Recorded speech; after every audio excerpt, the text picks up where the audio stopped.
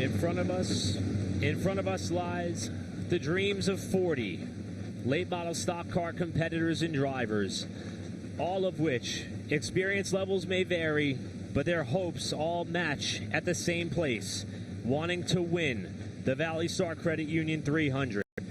40 cars strong. Let's introduce you to our starting field, which is going to be led by a late model stock rookie with a team that has had much success in this facet and sector of the sport.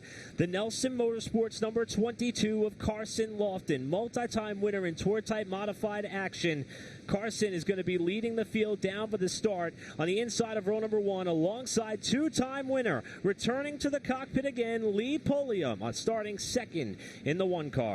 And back in row 2, you mentioned the wave of experience versus youth. Trevor Ward in row 2 looking for his second attempt at a grandfather clock after missing out on the race last year. And how about the young, impressive driver Tristan McKee, still looking for that first late model stock win in a big race like this. Row number 3 sees another young driver making his first Martinsville start. Got a $5,000 check for being the fastest qualifier, Cody Kelly, alongside another veteran of the sport, Cars Tour champion, looking for his first grandfather clock, Jared Fryer in the 14. Starting just behind somebody who's collected that grandfather clock. How about Landon Pimbleton starting on the inside of row 4 in 7th, and Riley Gentry, big smile on his face, starting 8th. I'm sure he wants to drive 7 spots forward tonight at Martinsville. Back in row number 5, a driver making his 7th ValleyStar Credit Union 300 start, was second here in 2014, Sam Yarbrough in the number 95, and the most recent Hickory Motor Speedway champion, Michael Bumgarner, making his first start in this prestigious race. Impressive weekend so far for Brandon Pierce, who has finished as well as 3rd in the ValleyStar Credit Union 300 in years prior.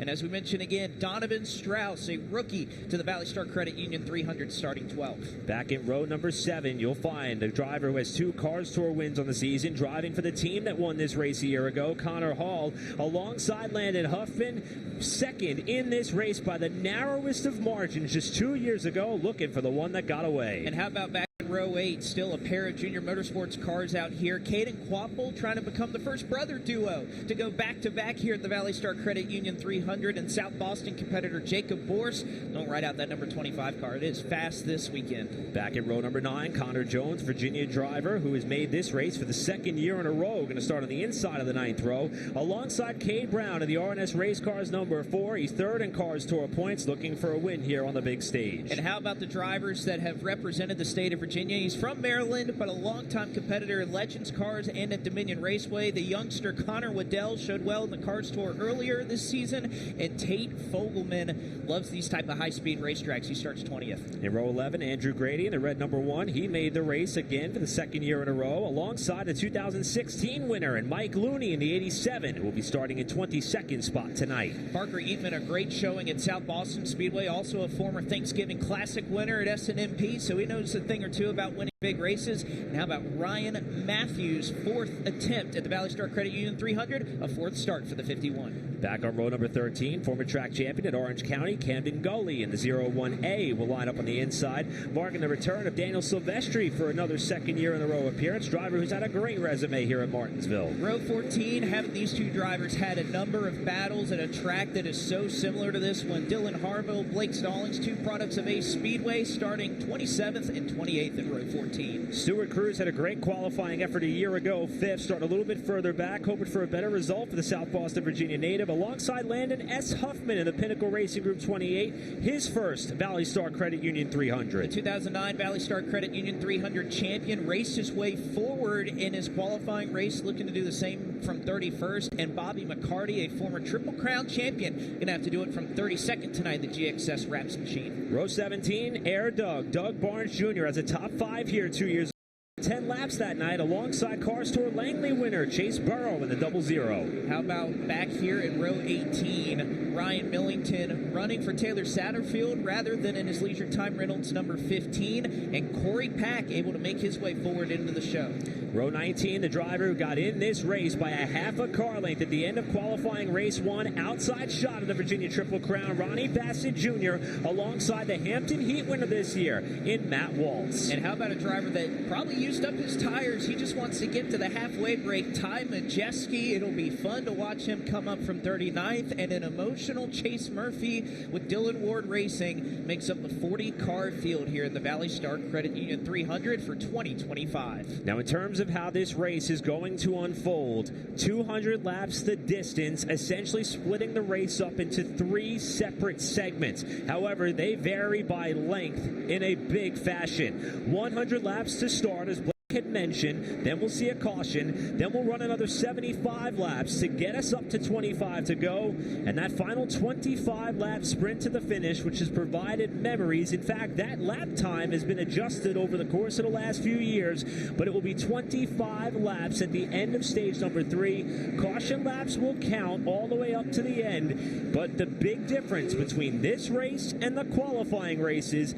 unlimited attempts at a green-white checker finish. And you have seen that come into play multiple times over the last couple of years. If you look at the results of the ValleyStar Credit Union 300, it's a 200-lap feature. How many times you check over the last couple of years that distance is a little bit longer than 200 laps? We had one attempt at a green-white checkered last year that saw Carson Quapple end up taking the win here at Martinsville Speedway.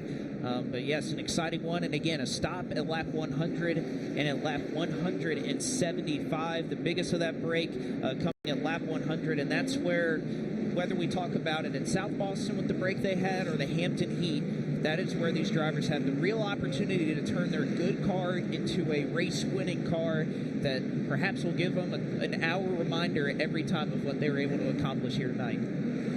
As our chief starter, Brandon Willard, offers up the 1-to-go signal, 40 cars making up this field in a race that has given us just about everything over the course of the last 30 years. It has run in this platform and formation. The history of the style of this race dates back to 1985, but one driver tonight will be able to change the way that their racing resume is forever formed, either winning their first race at Martinsville or maybe adding to their own personal win total. Pace car is off. Carson Lofton and Lee Pulliam get set to bring us down to the start, and the 2025 ValleyStar Credit Union 300 from Martinsville is underway, and a jam up mid-pack. Mike Looney has crashed. Several other cars pile in, and one of the former winners of this race has his car destroyed before he gets to the start-finish line. Blake, we talk about it with these late model stock cars, starts and restarts on these narrow racetracks. Boy, they've been treacherous over the last few years. Yes, it has. Daniel Silvestri got the worst end of that along with Mike Looney. It looked like Bobby McCarty just barely avoided heavy contact before he slid into Blake Stallings. It looks like he was able to get that car stopped. But yet another instance, we didn't see it in any of the qualifying races. We had a couple of slip-ups with some of those drivers, but it wasn't anything this drastic. And if we take a look at the replay, look at the outside line, everybody approaching it, trying to kind of roll into this zone and start stacking up a little bit around. I mean, really, that's the entire outside line that's stacking up there. Everybody kind of trying to anticipate that start, that launch of Carson Lofton into the box. And already very early on, I mean, you can see it start to form already. 4th, 5th row. And as much as we love the fact that, yes, we have an honorary starter, Brandon Willard, he had to come out and bring out the yellow flag very, very quickly. The only car unable to drive away from the scene, Daniel Silvestri, who started on the pole here back in 2021 and finished 9th on his Martinsville debut in this race. You see Daniel out of the car surveying the damage. He made the all 4 tries. His best finish was 7th in 2022, but unfortunately for Daniel, his race is going to come to an end. The car is going to come to a stop quite literally about 6 feet from the start-finish line before they even got to the green flag.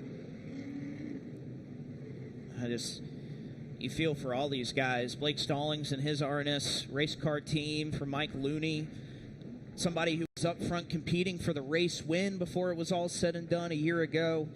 Daniel Silvestri, who again hasn't been running late model stocks on a full-time basis, has been trying to piece together starts here and there throughout the year, whether it's in the Cars Tour or in races like this.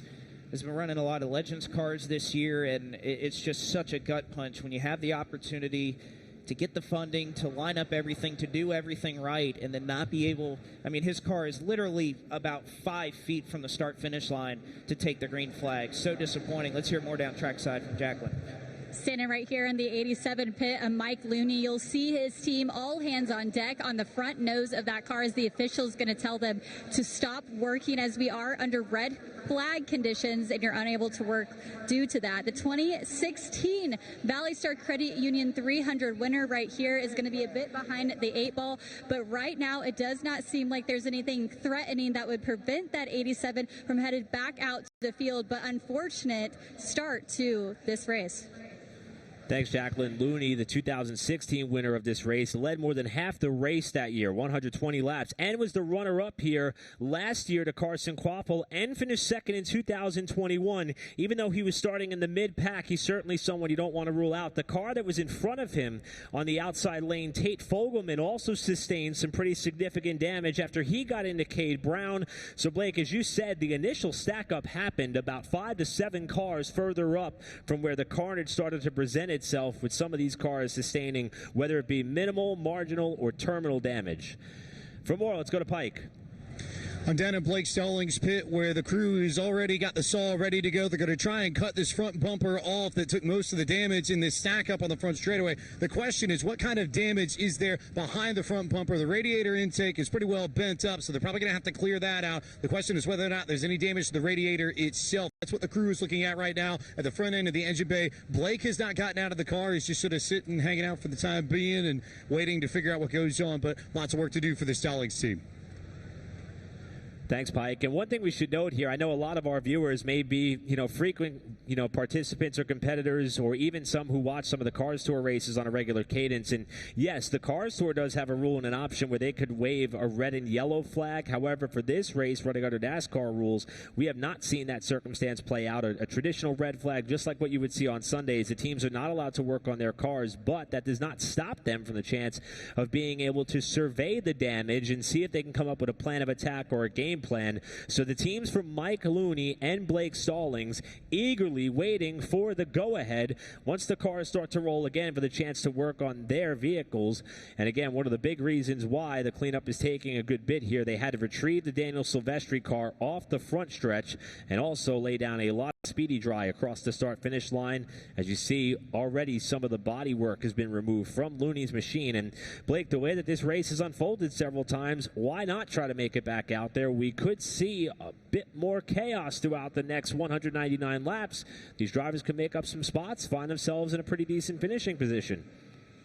And obviously with Mike Looney and Blake Stallings, a heavy amount of damage on those race cars. But even some of what we were seeing a little bit earlier from Tate Fogelman and some of those drivers that were kind of involved in that initial stack up, they get a little bit of dings here or there on their race cars. That's going to hurt a lot too, because you think about Martinsville Speedway, what's kind of the one mainstay of it is these long straightaways, and those aerodynamics, even on these late model stock cars, are very, very important.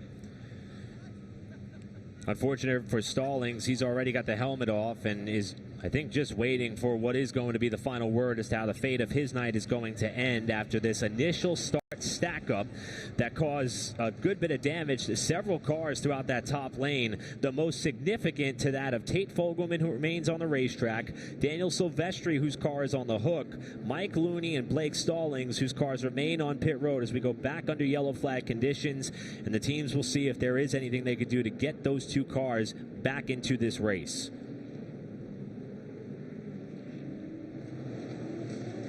Let's go down to Jacqueline. Yeah, down here again with the 87. One of the fun things about short track racing is they get very creative when it comes to repair. You'll see them using a jack handle as a mechanism to bend the nose back. I did check it with the team. They said no damage to the radiator, so just cosmetic for the 87. That is a lucky clover on this car. You'll see them taking tape, trying to use the drill to add some rivets, remove some things, and do the best they can to get him back out. Mike Looney, he took a bit of a break earlier this year, said he feels refreshed and ready for this race, and you guys talked about it in the booth. It's a long 200 laps. There's time to get it done, and you never know what's going to happen here at Martinsville. Exactly, Jacqueline. I think that's why this veteran driver and veteran crew are doing all they can to get Mike back out there. Now Fogelman has come to the attention of his crew after he was also one of the cars that sustained damage here. This is the second ValleyStar Credit Union 300 for Tate. He made the race in 2022, but retired due to early trouble, but had a great run at South Boston, started 7th and finished 6th there on the Thunder Road Harley-Davidson 200. However, in the other leg of the Triple Crown, the Hampton Heat, misfortune and 31st. It's been feast or famine for Tate in the late model stock side, but you see the banner across the windshield. There is a mathematical shot that Tate could walk out of here a Virginia Triple Crown champion, and as we've seen many a times before, anything can happen, and the crew is trying to make sure that car is ready to get back out there for the remainder of this event. And there's a lot to fight for if these drivers have that red banner on, with the fact that we had so many drivers that were a part of this Triple Crown. I don't know how much further you're going to be able to drive there, Tate. No. That's got to be a little tough. But you know what? Under pace speed, I think Tate's more than capable of bringing that car back around. Maybe try to make sure that he can see out the windshield. But so many drivers that were up in the standings in the Triple Crown, they're not in this race. Woody Howard, Peyton Sellers falling out and not able to qualify for this race. Darren Krantz Jr., who had an average finish of 7.5, he was going to be a part of that conversation as well. Not able to qualify for this race. So a lot of drivers that were going to be collecting those 10 grand or for finishing second, 7,500 for finishing third in this Triple Crown, they're out of the picture right now. So that allows drivers, even like Fogelman, who maybe struggled a little bit at Langley. If anything, he was great at South Boston Speedway, ran 6th in the 200 there. Unfortunately, fell out early at the Hampton Heat to finish 31st, but he's still got a fighting chance to get up there and get this money. The bad news for Blake Stallings, that's on the opposite side of the pit wall. The team is determined they cannot get that car repaired. And you see that he's going to walk on over and make sure that he gets checked out and that he is in fact okay. Opposite end of the spectrum from Mike Looney. They've ripped off the bodywork on the top of the hood and also the right side of that machine to get Mike back out there and see what he's got for the remainder of this race. Tate Fogelman's made his way back to the pit lane. They're trying to secure the hood on that car. What a wild and chaotic start to this year's ValleyStar Credit Union 300. It seemed as if we were going to get a word there with Blake Stallings for just a moment, but he's being taken to the infield care center per procedures of the track. So hopefully everything will work out there as the repairs continue for Tate Fogelman to keep that hood down. Again, as we mentioned, caution laps do count in this feature race, so we've made a couple of the first few laps here in this race under yellow. It provides Eric an opportunity here to have the choose available, which wasn't available on the initial start aside from the front row, but it gives these drivers the option whether they want to go low, whether they want to go high. And from what we saw in the qualifying races earlier, I think that high lane, especially in the first couple of rows, looks very tempting. In 3 of the 4 qualifying races we had earlier today, driver that started in second on the outside row ended up taking the lead and winning it. And you seem to need to have a willingness to be able to try to pin the car on the inside down coming off of the corner in order to make that work. As a matter of fact, let's not just talk about it. Let's take a look back at some of the action that we had in the qualifying races to show you what that looked like. And this was some of the contact and carnage that took place in race number 1. That's Stacy Puryear who got turned. Lofton got the win in that first race, and it was Ronnie Bassett Jr. who got in on the last time. Then for race 2, Lee Pulliam didn't lead all the way, but was able to get the lead back from Jared Fryer and walk away for what would be a qualifying race win and a shot on the front row. Number 3, it was pretty much wire-to-wire led by Trevor Ward, although some chaos further on back made the transfer battle awfully interesting. But this is where things got really hairy. In qualifying race 4, Tristan McKee, Riley Gentry battling it out up front. A number of incidents, including this one with Jessica Can involving Woody Howard. Mason Diaz also involved in a hard crash with Blaine Harrison off of turn number 2. But an intense transfer battle all happening behind the Gainbridge Chevrolet of Tristan McKee as he picked up the win and would take home the 4th starting position for the feature tonight. And Blake, to extend on your point leading into that package, Tristan is someone who benefited from the top side to get the lead away from Riley Gentry once we have one of those restarts in that race. And that very well could be an option for a driver to take over the lead or maybe go on and win this race later on tonight as Fogelman is back on the pit lane to add some more security to the bodywork on the front end of that race car. Well, again, they've had to take the opportunity to continue working in this racetrack to make sure everything is okay here on the front row. But Brandon Willard in our flag stand, the best in the business, bar none, giving these drivers the choose, and it looks pretty procedural with what we saw at the start of this race. I'll second that notion on our buddy Brandon. He does a great job, probably one of the hardest working flagmen that we'll know anywhere. He's probably got a race lined up tomorrow, Monday, Tuesday, Wednesday, Thursday. That's how Brandon rolls. Hopefully he's not going to be too busy tonight with waving the caution flag or giving one to go signals minus the remaining scheduled yellows that we have on the agenda. But we've run the first 7 laps of this race under caution, and nothing has changed up towards the front after the initial stack up on the word go. So Carson Lofton's going to pick the bottom, Lee Pulliam the outside in that blue and silver number 1, the same color scheme that he used to win this race the last time that he went to victory lane back in 2014. Then it's going to be Trevor Ward, the 2023 winner, Tristan McKee, the winner of qualifying race number 4, Cody Kelly, and Jared Fryer, your front 6. Nothing has changed there since the start of this race. We'll try to see if the field can come up through the gears this time as Lofton and Pulliam will bring us up to the restart zone for our first restart of the night with 8 laps to be complete at the line.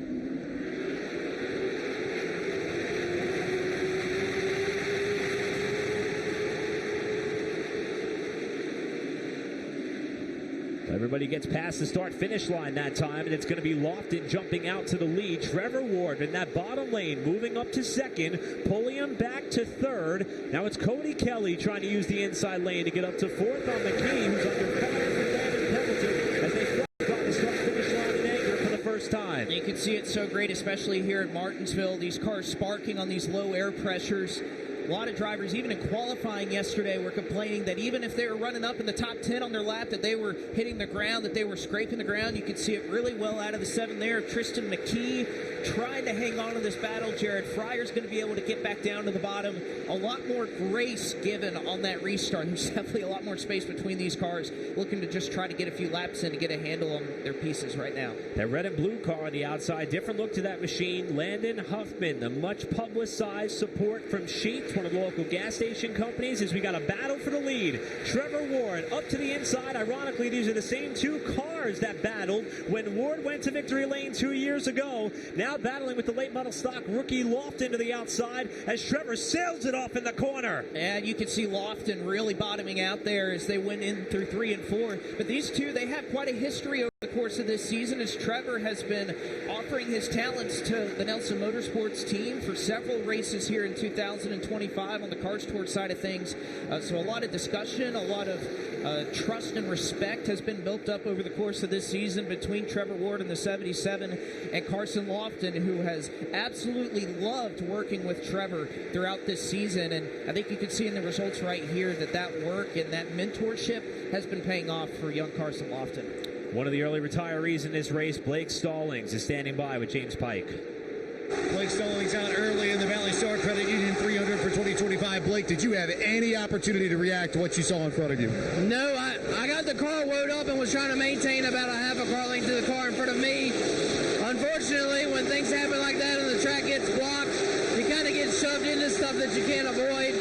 I hate it for all my crew. They worked extremely hard to get us a well-built race car here. I really thought we had a good shot at it, even though we were starting further back in the field. It just sucks to come to a late model stock car race, especially as prestigious as this, and have somebody miss a shift and wad up the field, you know. Traditionally one of the fastest drivers in the state of Virginia, Blake Stallings will be back.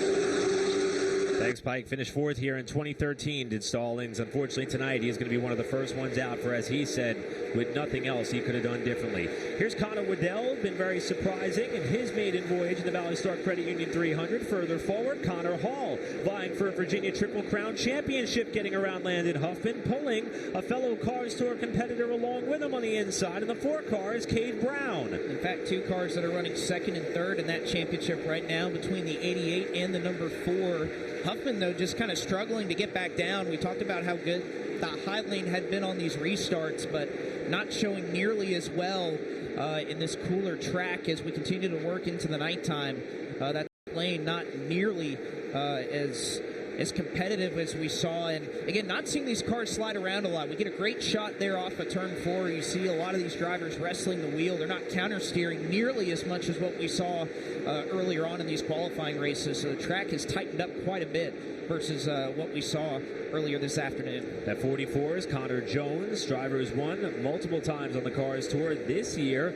Had to come for the last chance race in the big money event at Hickory. Was able to drive up through the field to finish third. A couple races later, runner-up finish at South Boston Speedway by half a car length our last time out over Caden Honeycutt. But he also has a Craftsman Truck Series start here, does Jones. Ran here back in 2023. Started 15th, finished 18th. So he's got some laps here, not only just in a late model stock car, and he's working over the backside of Huffman in what is a battle for a top 15 position. All the while, Caden Quapple looks underneath Jacob. Further forward, Lee Pulliam has fallen back into the clutches of Cody Kelly in the 16 and the 0 of Landon Pembleton, another former champion of this race. Ironically, last year, Pembleton piloted a Lee Pulliam Performance car in this race, and what was an opportunity he was able to take up on. Now back in his family-owned equipment, as he was when he won this race in 2021 after starting 8th. Pembleton rolled off from the inside of the 4th row instead of the outside tonight, and he's trying to catch not only Kelly but Pulliam for what would be a battle for the final spot on the podium. And this all happening, again, about a 10th off the pace. Again, it's kind of hard to describe right now, but just Trevor Ward is in his own league right now. You look throughout the top 10, every single driver that last time turned in a 20.9. Trevor was the only driver that was in the 20.8s as Donovan Strauss looked at a top 10 starting position in this race. Got a clean Q collar, number 98, working back with the Sellers group, the same group that he ran Florence Motor Speedway with all of last season, and a much-needed run, I think, for Brandon Pierce. Even speaking with him last night, he said, I needed this one so badly in terms of his strong qualifying effort and being able to start up front. It has just unfortunately been one of those years for Brandon Pierce where everything aligns and they had the speed in the car. There's just been one thing here or there that has negated them for getting the finishes that they feel like they deserve this season. And Pierce doing a great job right now, running 12th as Donovan Strauss able to hang on right now for 11th. And I think the only exception for Pierce this year has been the Virginia Triple Crown. He's had a great run. That's why he's got the banner on the windshield. He is in mathematical contention for that title after finishing 8th in the Thunder Road Harley-Davidson 200 at South Boston and 10th in the Hampton Heat. Unfortunately, he's being hounded by the Virginia Triple Crown points leader Connor Hall as this continues to be a battle for 11th back.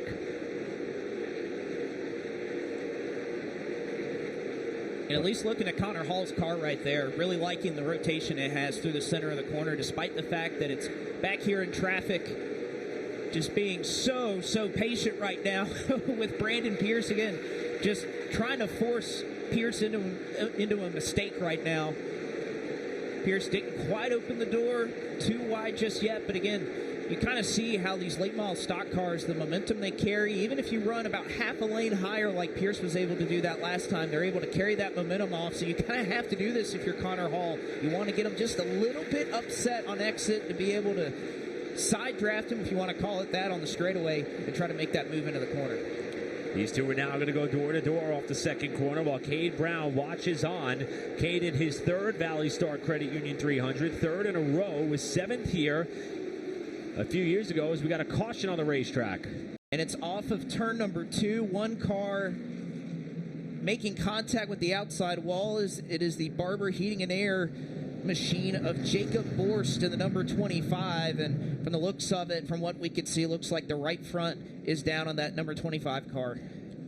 Borst, who was able to shake off the bad luck from 2024 when he was in a transfer spot in his respective qualifying race. When Virginia native Chase Burrow lost a motor in front of him, Borst had nowhere to go, making now his third ValleyStar Credit Union 300 in his career. Was seventh here in 2021, and the right front tire is down on the 25 car. He goes immediately to the attention of his crew. So this is going to be our second caution of the race. It comes right about lap 30 with 170 laps to go, 70 until our first planned yellow of the event. Caution number one came, I want to say, on the opening lap, but it was pretty much before the opening lap began when an initial stack up on the start collected a few cars. This one, a single car incident for Borst. Somebody who's run very well at this race in the past, and you can see the NASCAR officials allowing this team to change that right front tire, because obviously it was flat, so they give them the opportunity to do just that. But Jacob Borst, again, a lot of solid runs that he's had. This is his third start in the ValleyStar Credit Union 300. Ran 7th back in 2021. Started as high as 12th before. Was back in this race after failing to make the field a year ago. And hoping to get this repair job done quickly as possible with these laps kind of continuing to count here under caution. There is also a free pass available. The drivers will have the ability to wave around and receive the lucky dog each and every yellow flag. So losing a lap here, but hoping to get that back a little bit later on in the race. So Boris is going to get the tire changed. He'll be able to rejoin the field, albeit towards the tail end of the pack, as we work this second caution of this race, and it will erase the lead that was built up by Trevor Ward, who, as you said, Blake, from a lap time perspective, he was pretty much walking the dog up out in front with no pressure from behind whatsoever. And Ronnie Bassett Jr., window net is down on the 62 car. He is on the pit lane, and he came into the night second in Virginia Triple Crown points, got in the race in a thrilling finish in qualifying race one, and it looks like his night is over. And Ronnie Bassett getting into the race in dramatic fashion. New look for him in this Buddy Scoops Ice Cream number 62, which if you haven't visited Buddy Scoops Ice Cream in Winston-Salem, you need to go there and visit it. A great organization they're doing with a lot of great causes that his family is so tied in with. They do a great job there, and just an unfortunate early end, it looks like, for Ronnie Bassett Jr., who put on a thrilling performance to be able to get into the starting field, but looks like it's going to be an early end for the Buddy Scoops machine. Unfortunate effort after all that Ronnie had to do. He was relegated to the rear in his qualifying race, battled back there, withstood a bit of a bump and run attempt from Dylan Newsom off the final corner. And Bassett's night and Virginia Triple Crown hopes are dashed. It's going to give Connor Hall a bit of a buffer, as he had a bit of an advantage coming into this race anyway. And the driver closest to him now is a car that is one car behind him, and Cade Brown in those Triple Crown standings. From our vantage point, we've seen a couple of other cars come down the pit lane under this most recent caution, including Bobby McCarty, three-time Cars Tour champion, and Doug Barnes Jr. There you see both Doug and McCarty, and good to see Doug back at the racetrack. If you didn't have a chance to see our last Cars Tour event at South Boston Speedway, Doug, along with Parker Eatman and a couple of other cars, were involved in a very scary crash at the end of the race that saw Eatman get a bit skyward. Doug, though, was not feeling quite well at the end of that one. Was able to check in with him on Sunday the day after, said he was feeling much better and focused forward on Martinsville. And so far, he has been able to keep that car in contention as Fogelman comes back to the pit lane, and they're immediately trying to cool the car. When you talk about the Herculean efforts that these teams put in to try and make these races, how about Lee Pulliam Performance? That's the same car that they wrecked at South Boston that Doug is running in right now. So they did a whale of a job getting that thing prepared, because it was completely destroyed after that violent wreck at South Boston Speedway a couple weeks ago. So able to get that repaired and back out here to not only make the show, but hoping to make some improvements on it here early in this race. So on the choose, that time by, race leader Trevor Ward is elected to back bottom. Carson Lofton has chosen the top side. Lee Pulliam, who's running third, picks the inside of row number 2. Cody Kelly elects the outside of that second row. Landon Pembleton, Jared Fryer as they were running. Same with Tristan McKee and Sam Yarbrough. Riley Gentry picking the bottom side of what will be row number 5. And Michael Bumgarner going to start on the outside of the 10 spot. So Blake, essentially the top 10 electing to choose in double wall formation if they would, should this be an old school fashion of how we would re-rack this field for the restart. And Fogelman's night has come to an end. Tough break for the 2021 NASCAR Craftsman Truck Series winner at Talladega, who runs a limited slate in late model stock cars, while the rest of the field gets set to reignite. Going to be coming around a complete lap 35. It'll be 165 to go in the race and 65 to go until our first scheduled race break caution. Trevor Ward and Carson Lofton bring us back up through the gears.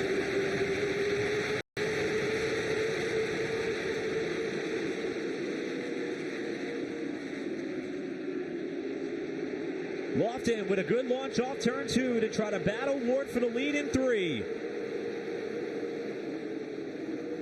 And Lofton, when he's been able to send it in there after these restarts, see the car hitting the racetrack, but able to keep up right now, pretty solid. As now Lee Pulliam makes a move, has to back out of it as he was looking for second. It got aggressive there, but Lofton able to hang on as they are still all over the place, racing hard throughout the field. It's side by side behind Tristan McKee and Michael Bumgarner right now. Ward out in front, Lofton a second. In terms of the Virginia Triple Crown, one of the drivers who had a big chance, Ronnie Bassett Jr. His night is over. Pike is with him. Ronnie Bassett Jr. out of the ValleyStar Credit Union 300 early. Ronnie, what ended your evening?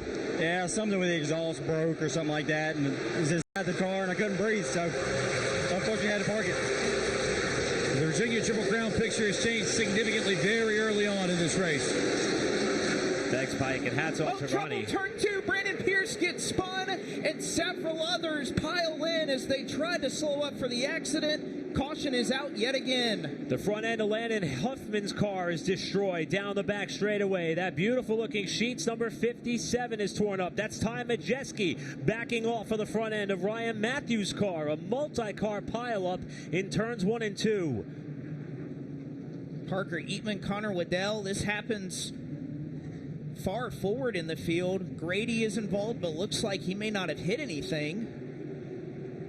It looks like Pierce got turned, but this was kind of all behind Pierce. I think Pierce is the initial start of where this happened. My goodness, the Sheets machine is totally destroyed. And the one that got away from Landon Huffman 2 years ago does not appear to be coming back to him in 2025. Here's what happened. That's Pierce with, I believe, Donovan Strauss to the inside. Yes. And that's where the initial contact is made. And then everybody else, so Connor Hall, I mean, that happens directly in front of Connor Hall. He's able to see it. He stops. And if you're in Landon Huffman's position, you can't see that and be able to react to it quickly enough. There's Ryan Matthews pushing water out of his number 51. And just as Pike wrapped up that interview with Bassett Jr. and said the Virginia Triple Crown complexion has changed, and I was going to say hats off to Ronnie and company for the idea of putting his health and safety first and foremost, Connor Hall became very close to getting swept up in that pileup over in turns 1 and 2. The Ryan Matthews team going to work on that car, and here comes Huffman limping the badly damaged number 57 down to the attention of his crew. And aside from this unique partnership with Landon, it's been a heck of a 2025 season for Landon, fighting for a top 5 spot in the Cards Tour points throughout this season. A huge pickup, being able to run with the Carroll Speed Shop this year. It has been a comeback year for Landon Huffman, doing this and also battling at Tri-County Speedway right now, trying to chase a track championship with his family team over there as well. So it's been a busy but successful season. It looks like Ty Majeski, a little bit of tape on the nose, is going to be able to at least let him drive away. Still a decent amount of damage on that 98 CBR machine. There are a lot of cars with battle scars already tonight, and there may be plenty more still to come. The Ryan Matthews team and Landon Huffman team still working diligently The pit lane. Pike is down there. Brian Matthews' crew has already pulled away the right front bumper and the nose piece off his Chevrolet, and they are going to work trying to see same sort of similar situation to Blake Stellings, what kind of damage there is to the radiator. Thankfully, in Matthews' case, there's not any fluid dripping underneath the car, so that's at least a positive sign. But work to be done here just to get this cleared up before the yellow flag ends and before we go back green flag racing. Jacqueline.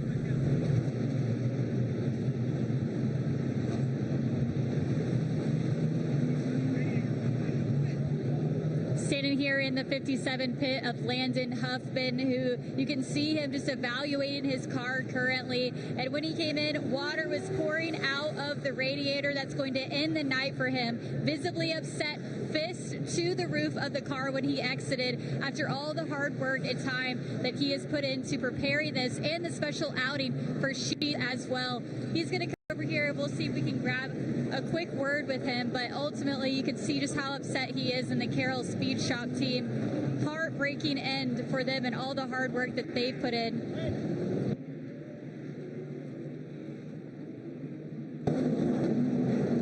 Quick word here, Landon. I know you're upset. That's heartbreaking end for you. Any words of what happened there?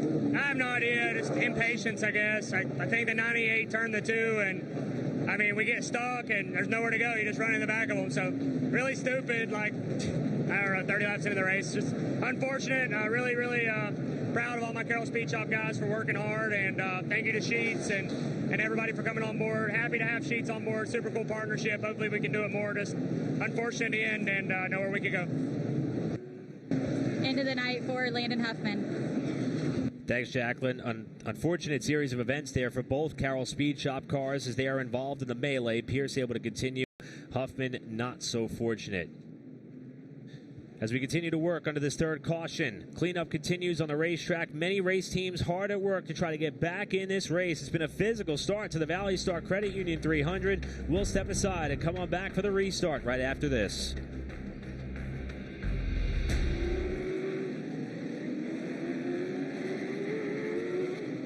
Wrapping up caution number 3. It'll be 155 laps to go in the ValleyStar Credit Union 300. 2023 winner Trevor Ward out in front of the field with late model stock rookie and multi-time Tour Type Modified and Smart Modified winner. To his outside and Carson Lofton. Lee Pulliam, Cody Kelly, your front 4 as we're back underway. 55 laps away from the first scheduled race breaking caution.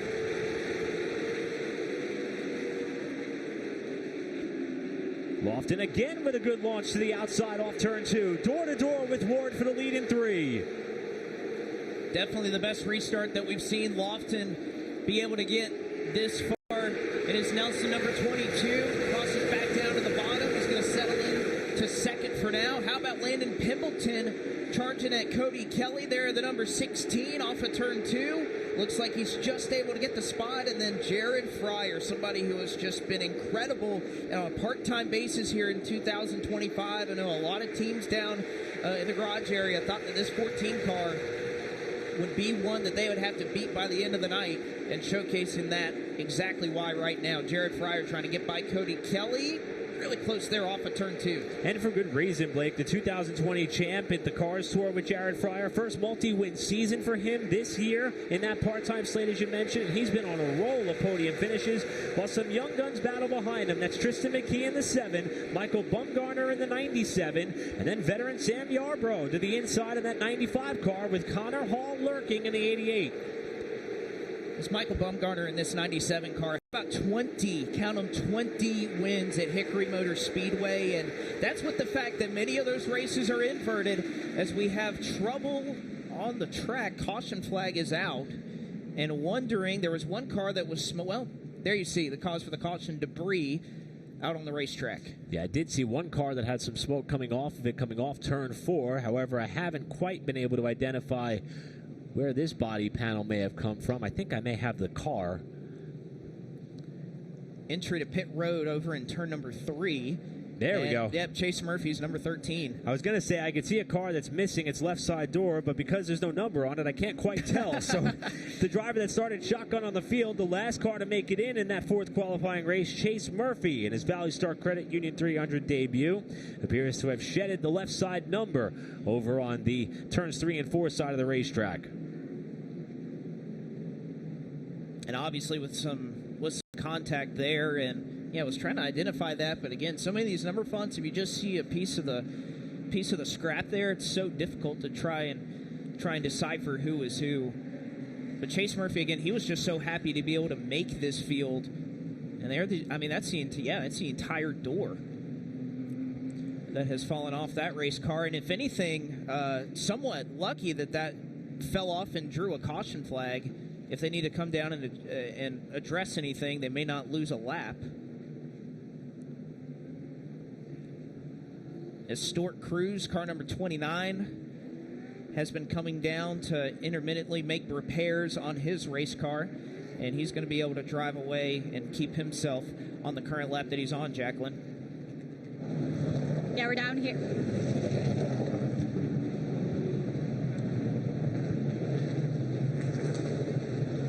We're down in the pits of the 97 of Michael Bumgarner. The Hickory Motor Speedway track champion is making his first debut right here at the Paperclip. You're looking at Keith Bumgarner. This is his dad and crew chief. I looked over just before this yellow came out. He had his phone. He slammed it on the phone. I said, "What's going on? Why are we upset?" They said he had an opening to get to the inside and we didn't take it. Young talent, still learning, but still running fairly well in that 8th position so far with 51 laps in.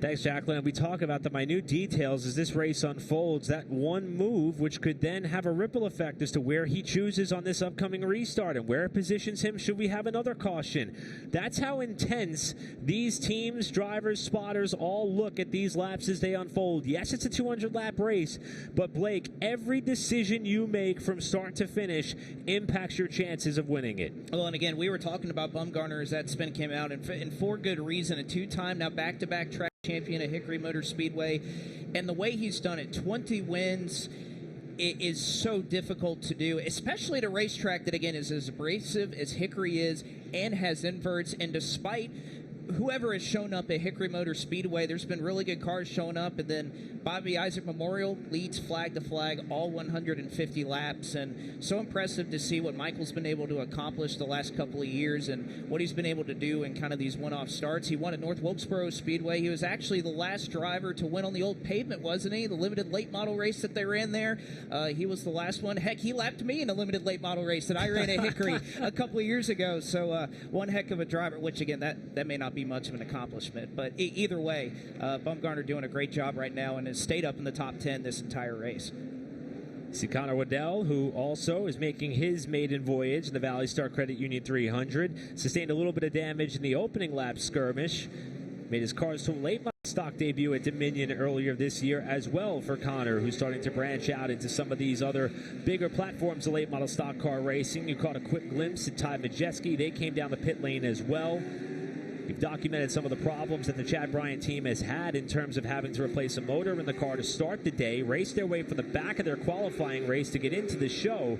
And their story continues to unfold here as we see the one-to-go signal from our chief starter indicating we could have to choose this time, and we'll be going green about a half lap from now. And in terms of the amount of drivers we've had wrapped up in incidents, Ryan Matthews, the last car that is still making laps, but one lap behind the leader, scored 34th.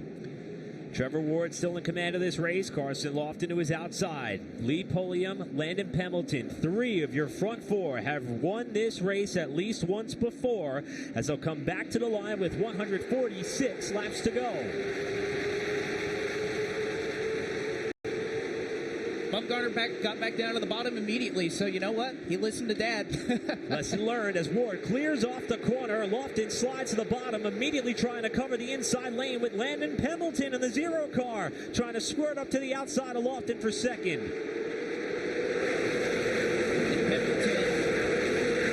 Triple Crown started in a fiery crash at South Boston Speedway earlier this year. He had an incredible race car there, didn't get to use it. We saw him at Dominion Raceway. He had probably the best car on the property, was involved in a lap 1 incident, didn't get to make it through that one. But especially late in this year, again, was challenging for the championship at South Boston Speedway throughout this 2025 season. Still has a chance to compete here in this Triple Crown for a little bit of the money. But he has had some very impressive individual races. Again, just a little bit of contact here between the 14 of Jared Fryer and the 16 of Cody Kelly. One of the rare instances where you'll see some casual contact that Martinsville could produce in this late model stock race, and that hasn't separated these two by any stretch of the imagination. Fryer and Kelly with a little more contact there in the middle of the corner. Fryer will get the spot. McKee trying to follow. Kelly looking, I think, to get back down here behind Tristan McKee. Again, carrying the pride of Hartsville, South Carolina.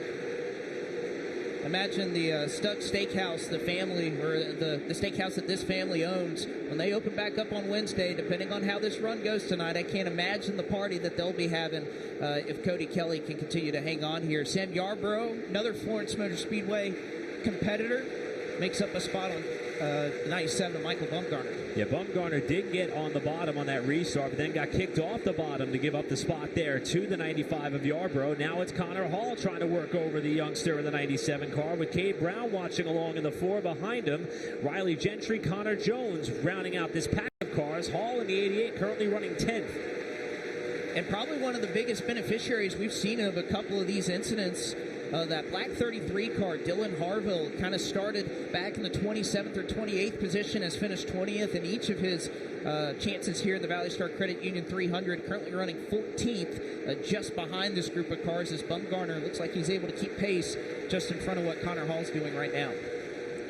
Things about the calmest we've seen at this point of the race up to this point as we've eclipsed the quarter of the way mark already. In fact, 61 laps are complete, 139 to go, with Hall anchoring the top 10, trying to seal up what could be a Virginia Triple Crown Championship, with Ward continuing to hold about a half-second lead over Carson Lofton, who runs second, behind Pendleton, Pulliam, and Fryer, your front 5.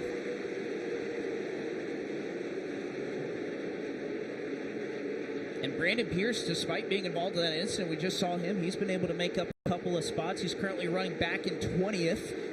Or I should say up to 20th after the spin that he had earlier. A little bit of contact here. 09 of Riley Gentry. Connor Jones giving him a little shot. And it seems like that is where it has happened all night long. That we've seen drivers kind of cooking it on the entry into turn 1, but just giving that little bit of a nudge out of turn 4. Not enough to knock them out of the way or anything, but just enough to loosen them up just a hair if they have a little bit too much wheel in it as they get back to the throttle, trying to get back by.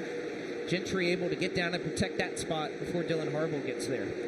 As you said, Blake, been a great run for Harville up to this point. Now for Gentry, he's unfortunately going the wrong way. He started this race in 8th position. He's fallen outside of the top 10, currently running in 13, trying to at least stay there or latch on to Connor Jones, who's been on a good bit of a charge up through the pack. He started 17th on this grid and has worked his way up towards the top 10. He's running 12th. Battles all over this racetrack, and I think at this point really trying to settle in. But the one thing that I was just about to bring up, even though we're past 60 or coming up on 70 laps been completed in this race, brake rotors there for Riley Gentry starting to glow, and this is early in this race for that to start happening, because this is a race where everything can go right, but with these late model stock car brakes that they have essentially off of a pickup truck from the 1960 Chevy pickup truck, with the horsepower that these cars are creating and the speed, that is probably the biggest concern, and wouldn't be surprised at the end of the night if there are a couple of drivers, it seems to be the case every single year, where brakes fading and brakes failing end up putting them out of the race. Notice that a lot on the 88 car of Connor Hall. For more on that 88 machine, let's go to Jacqueline.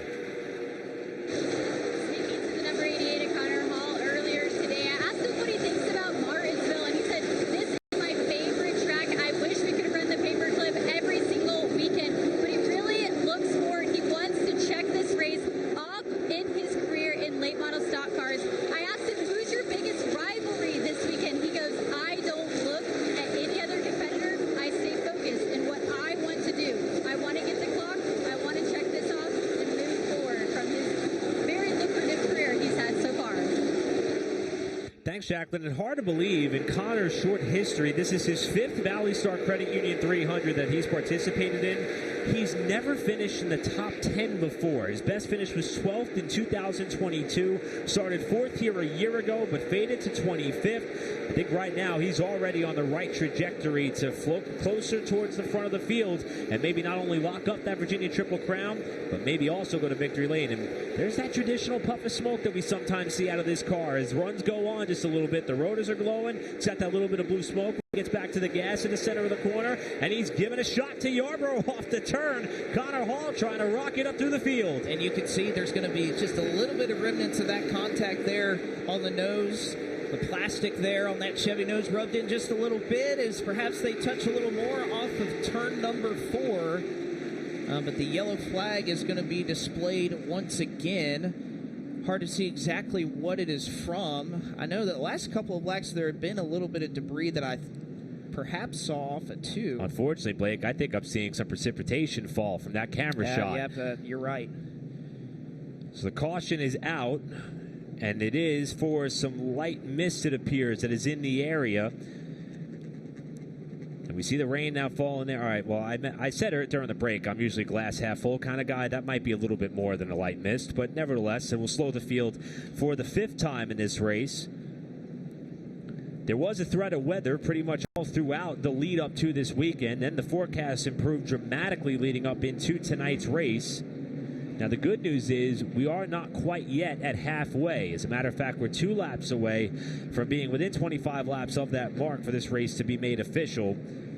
But the caution is unfortunately going to have to fly. And the other bit of good news that we have is, Blake, we touched on this during our qualifying show, but everyone from NASCAR, Martinsville Speedway, some additional tracks that are in the area, they have allowed an entire and full fleet of track drying and service equipment to be available on the property should Mother Nature intervene in this race at any point. So we are loaded for bear to do whatever is possible and whatever we can to make sure that we get the race in. And I think that's something that maybe some of the track services team is going to shift their attention to as the rain is starting to fall just a little bit harder. Well, and again, we have the opportunity here, unlike, I would say, most racetracks that we go to where you can fit the entire field onto pit road quite easily. You can see a lot of teams starting to run back to the trailer to be able to grab the covers for their race cars to be able to put on them, so I imagine they'll bring them down pit road momentarily. But again, with the fact that there's so much room here on pit road, you're very easily able to keep all the cars down there. Like you said, we have any track drying equipment, basically equivalent to what a Cup Series weekend would be here at this racetrack, and you can get that work done while those cars are sitting in the pit area quite easily. So they have the Air Tundras out here, several pieces of equipment from tracks that are all around this region, including at South Boston Speedway, to be able to get this track, hopefully, after the shower passes, dry quite quickly. And if we were watching the radar again, there was a cell that I don't know has been lingering around us, I would say, since driver introductions, maybe an hour or maybe even an hour and a half or so ago, and was thankfully stopping with some of the mountains as it was kind of rolling this direction. It would dissipate, and unfortunately it looks like we've gotten tagged by that just a little bit here. Yeah, it seems like this particular cell that's hit the track started to develop a little bit east of the speedway, and it has increased in size over the course of the last few moments or half hour or so, and it's just kind of touching the track with the outer edge of that system. The hope is it doesn't expand any further, and it could in fact start to diminish and allow us the chance to wrap this race up here tonight with so much on the line, with this red flag now going to be displayed with 75 laps complete, so 25 laps shy of halfway, 25 laps shy of what was going to be the end of this first segment of this race, and it puts us about 125 laps shy of the checkered flag. So the hope is that if we get a little bit of luck from Mother Nature, this could be a relatively quick shower. And as we said, there is a full arsenal of track drying equipment on hand to try to make sure that if we do get the cooperation from Mother Nature, that we do get this race back underway in a very timely manner, because it has been physical, electric, and just about everything we've anticipated, and we're not even at the half distance mark of this year's running of the ValleyStar Credit Union 300 just yet.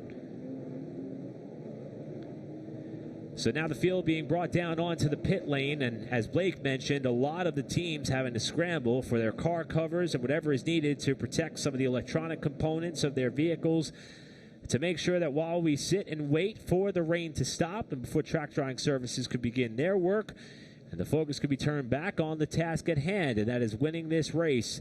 The cars are being extended down to the end of the pit lane before they could be parked, and the red flag will be displayed for what unfortunately will be another red flag incident in this race, but the first one for that of inclement weather.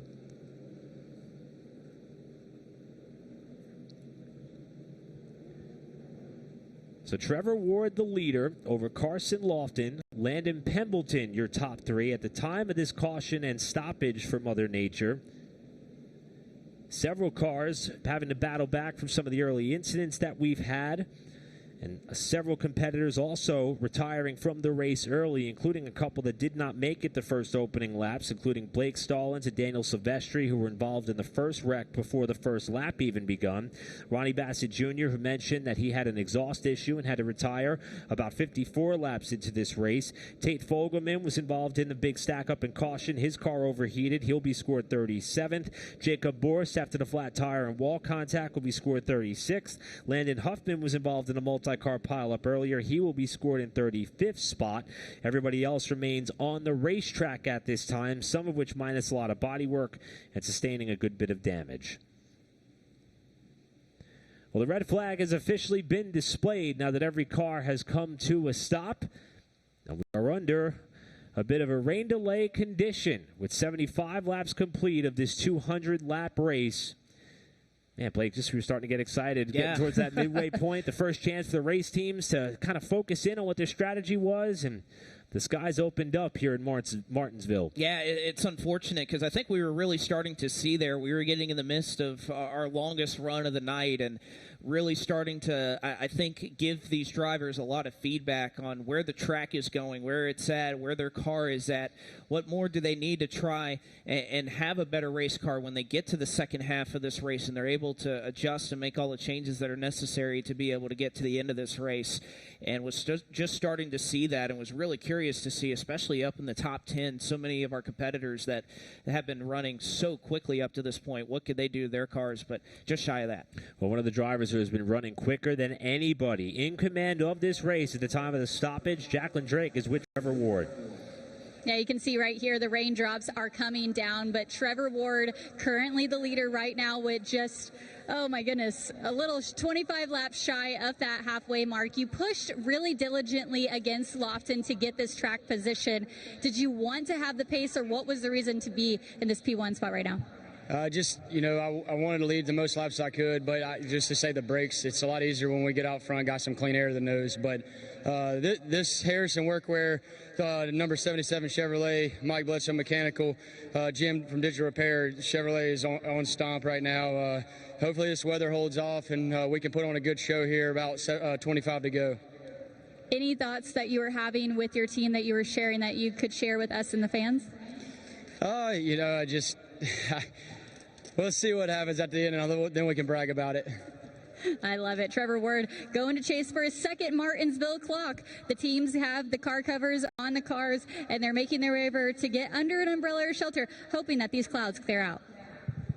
Thanks, Jacqueline. And Blake, I've read that response by Trevor there as, we're really confident in this race car, but we don't want to share it all that much, right? That's quiet confidence there for Trevor Ward. And obviously, the speed that he showed, I think, showcased how confident he is in his race car. And, again, competitors, even when they step out of the car, they're competitors. They know that their families are watching, their teams are watching flow. They don't want to, hey, 77 said he's doing this, or he's a little tight here, he's a little loose off the corner. They don't want to give that away. So, unfortunately, we're under red flag conditions with 75 laps complete. The entire arsenal of track drying equipment and air tundras are on standby. Once the thumbs up is given from track services, we'll try to get the track dry and get this race back underway. We're going to step aside, though. Trevor Ward still leads. You're watching live coverage of the 2025 ValleyStar Credit Union 300.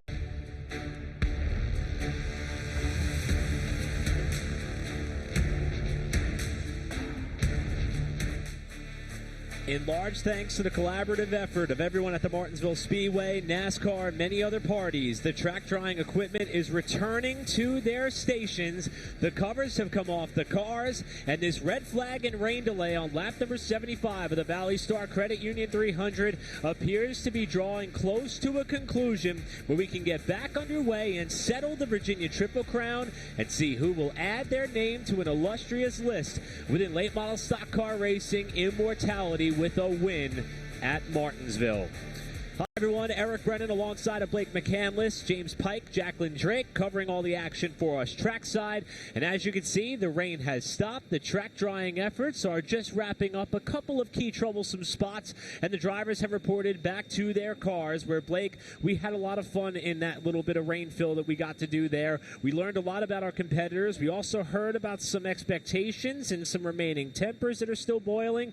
And now everyone's got to get back into gear again, just as they did between the qualifying races and the start of this one, to focus forward on the latter stretch of this race. Well, and wouldn't you know it that the qualifying races earlier today were 25 laps each, and what are we setting up here to look forward to? Our halfway race break is a 25-lap dash to get there. So exactly what all of these drivers had to go through earlier to qualify for this race, albeit they've had 75 laps on their race cars, on their tires, to try and figure out exactly where they are. They can go and get a gauge of the track if it's changed all that much. It seemed to be the opinion of Connor Hall, who we spoke with earlier, that it wasn't going to change all that much, but you never know.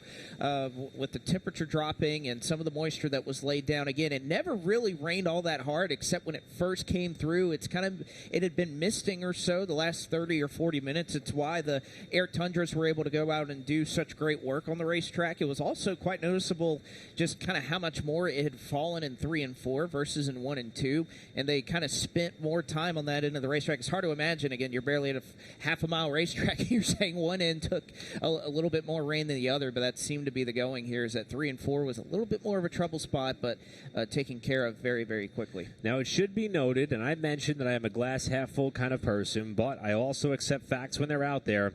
There is still a good bit of inclement weather all around the racetrack. I would give you a directional coordinate for an idea, but the reality is it's multiple places. We're kind of in the middle of a sweet spot right now. So, being that we are 25 laps from halfway, and halfway would be the official distance of this race, Blake, this may be the craziest 25 laps we've seen all weekend up to this point, because of the fact that the radar still looks questionable at best. Well, and again, we got to this point. I mean, we were starting driver introductions, and there were cells that were around the racetrack. Now, luckily, because of where this track is located, and with the fact that when these showers and these storms, they pass through the mountains, it kind of dies off to a good degree before it arrives here at the racetrack. So we've been been flirting with that all night, not all day somehow. It was the going theory amongst all the experts out there that it was going to be raining all day and it was going to be good at the evening, and we've kind of flip-flopped that around where we were easily able to get the heats in.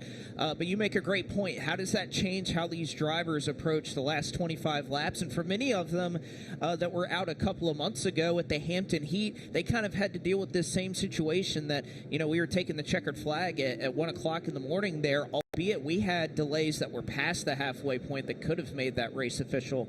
But with everything on the line, I know that NASCAR, Martinsville Speedway, everybody involved wants to do everything possible to get all 200 laps complete in this race.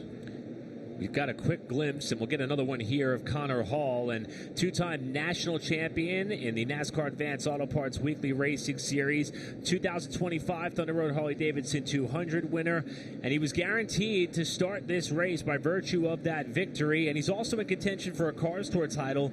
Looks like he center punched the nose there at some point, but as you mentioned, Blake, we heard from Connor, and he's currently sitting in prime position to win a Virginia Triple Crown title for the first time in his late model stock car career, and he's heading in the right direction. And excluding Martinsville, his average finish across the first 2 legs of the Triple Crown: first at South Boston, second at the Hampton Heat in Langley. He's running 8th right now, that would give him about a 4-spot average finish buffer to the next car behind him, which would be Carson Lofton. So for Hall, this could be a very big moment, and not just how the rest of the race is going to unfold, but how his Triple Crown story is going to end. And he seemed very poised when he was talking with us earlier. And as you said, he seems to have a good idea as to what he expects the track to do between the rain shower that just came through and now. And again, it doesn't surprise me when Jacqueline Drake was talking with Connor earlier today. He said about how much he loves this racetrack. And I don't know why, but I think it's something where you have a lot of drivers who cut their teeth racing at Langley Speedway, which is so well known for being essentially a flat racetrack. There's still 12 degrees of banking here at this track, and albeit if you stand on pit road, it's more than you would anticipate, but when you're out there behind the wheel, it feels like it's almost nothing. But it seems like whenever we get these Langley drivers out here, sometimes they just take really well to a racetrack that doesn't quite have near as much banking as what they run at a lot of other places around this area. Now, it should be noted, if you're just tuning in, caution laps throughout this race do in fact count. So since we restarted the race, or I should say since we went back under yellow flag conditions after the red came out on lap number 75, these caution laps that they're circulating right now are counting towards the distance of this race. So we've already turned 2 laps since the red flag was lifted. You see some of the portions of the racetrack where there could be some evidence of weepers or standing water, and there's also some investigation going on by all to make sure that the track is in fact race ready to resume. Blake touched on the previously scheduled lap 100 break that we were going to have in what would be the completion of the first of 3 segments of this race, as the pit lane is open this time for competitors, many foregoing the entrance to the pit lane at this point. Lap 100 will be a guaranteed stoppage of the event. That would be the first comp yellow that we can expect to see to close out segment number 1. Then we'll run another 75 laps. Will bring us to 25 to go, where we would see the last scheduled caution in this race before a 25 lap or so sprint to the finish to get to the end of the advertised distance of this 200 lap race.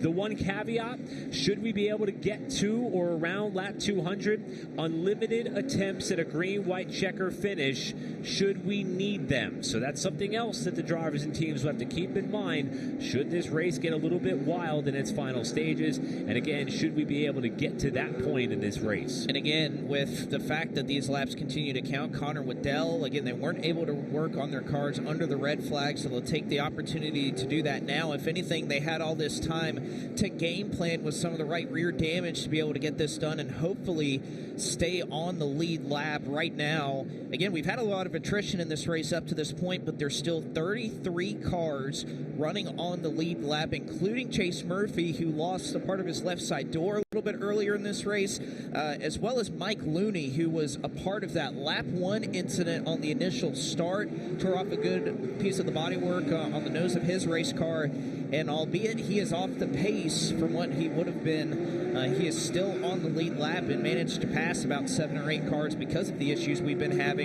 But there's a great sight. The choose is out, and multiple drivers in a row taking the outside line. Interesting decision there.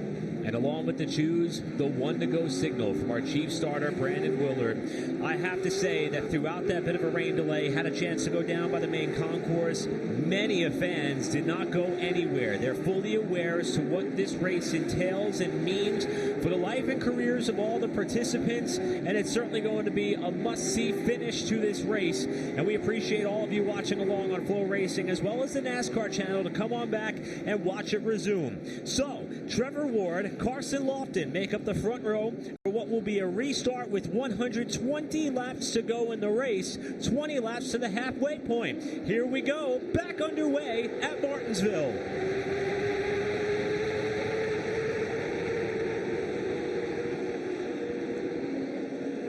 Oh, and a lot of cars slipping and sliding around, not near as much grip with all the rubber that's been taken. Connor Jones is out of the groove as they're side by side up front. So many cars sliding around trying to find some grip around this place. Yeah, it does seem like this track has changed in some form or fashion, but everybody survives the opening lap after getting back underway. Lee Pulliam in the silver and blue number 1 car got kicked up out of line. He'll slide in behind Jared Fryer, who picks up a spot to get around that 1 car. It's Ward the leader, Lofton, Pembleton, Fryer, Pulliam, your top 5. They're able to escape and get single file. Sam Yarborough on the inside of Connor Hall, still dealing with a little bit of damage right now on the nose of that 88 car that may have come with contact earlier, as the yellow flag is out. Caution is out again. This would be yellow number 6 by my count. Not seeing anything from our vantage point, but there it is. It's in fact the driver that you were just talking about, Blake, missing that left side bodywork. The last driver in the field, Chase Murphy, came to a stop at the end of the back straightaway and is rolling slowly down the pit lane. I was just talking about the fact that despite the damage that he had taken on, that he was on the lead lap. I believe Ryan Matthews, who we got to catch up with there for a couple of moments with James Pike earlier, I believe he will be the recipient of the lucky dog.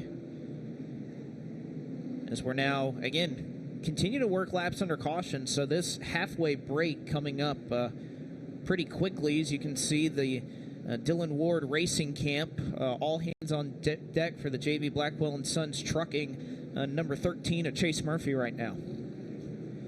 Mentioned this yellow is going to be the 6th of the race. We had our first caution before we really even began the first lap with a stack up on the initial start of this race. Around lap 30, Jacob Boris cut down a right front tire, got up into the wall, ended his night. 8 laps later, the multi-car pileup in turns 1 and 2. Contact between Brandon Pierce and Donovan Strauss, both who have continued on, took out several competitors, including Landon Huffman, the runner-up from a couple of years ago. The car that just came down the pit lane drew caution number 4, Chase Murphy, after he had that left side door come off of his race car. Then the caution and red flag for rain, and now Murphy's car stopping on the backstretch is going to give Ryan Matthews that free pass we had talked about and slow this field for the 6th time. Let's get a pit side update from Jacqueline. Taking a look right here at Landon Huffman, who's standing in his teammates' pit, the Carroll Speed Shop of Brandon Pierce, out of this race, but he's switched from his fire suit into his crew gear to help out whenever they have to come in and pit. Thumbs down for his night, but hopefully he can help out his teammate Brandon Pierce work his way up through the field. Thanks, Jacqueline. And that's one of the many reasons why Landon is one of the more likable personalities across the late model stock car pit area at any track that he visits. Many people who may have suffered that type of a circumstance would have loaded up, went home, or found somewhere to hide where they may not be seen. Not Landon. He wants to jump in and do battle and see if he can help out his teammate Brandon Pierce to see if there's a chance for them to move that car forward and look for an opportunity to win this race. Pierce is running right behind the Hampton Heat winner Matt Waltz, right there on your picture in the second Carroll Speed Shop car. And as we've said, outside shot that Pierce could in fact take home this Virginia Triple Crown. You could tell by the designation of the window banner up on the top of the front of that race car. Pierce right now, as things stand, again unofficially, scored about, I would say, 6th of the remaining combatants in that Virginia Triple Crown championship potential. And on that latest restart, we talked about Brandon Pierce kind of making his way quickly back up through the field after he got spun off of turn 2, went to the back, was driven back up to 20th, wasn't quite able to make so much progress in the couple of laps of that restart, but hoping that they can get the Carroll Speed Shop entry tuned up here well to try to go and challenge back up at the front of the field as we complete yet another lap under this caution flag. Right now would just be 14 laps before the halfway break here on lap 86. Another car is elected to come down the pit lane. Looks like it's Connor Waddell, and from my vantage point, I'm not sure if he was able to get on the pit lane while it was open. They did close the pits this time through, so this may be his one and only shot to come to the pits. As this most recent time that the field has come by, they have closed the pits. So Waddell, who is making his first ValleyStar Credit Union 300, another quick bit of work on the back end bodywork of that car as the rest of the field comes. The one to go and choose.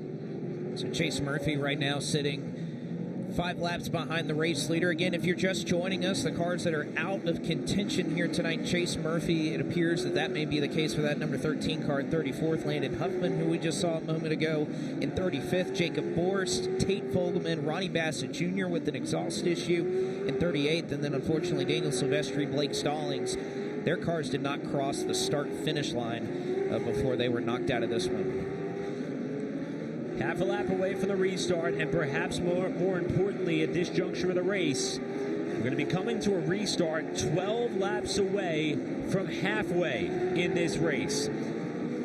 with the uncertainty of what the weather might do, this could be one of the most pivotal restarts of this event. Trevor Ward on the inside of the 77, Carson Lofton outside, Pembleton, Fryer, Pulliam, McKee your top 6. 12 to go till halfway.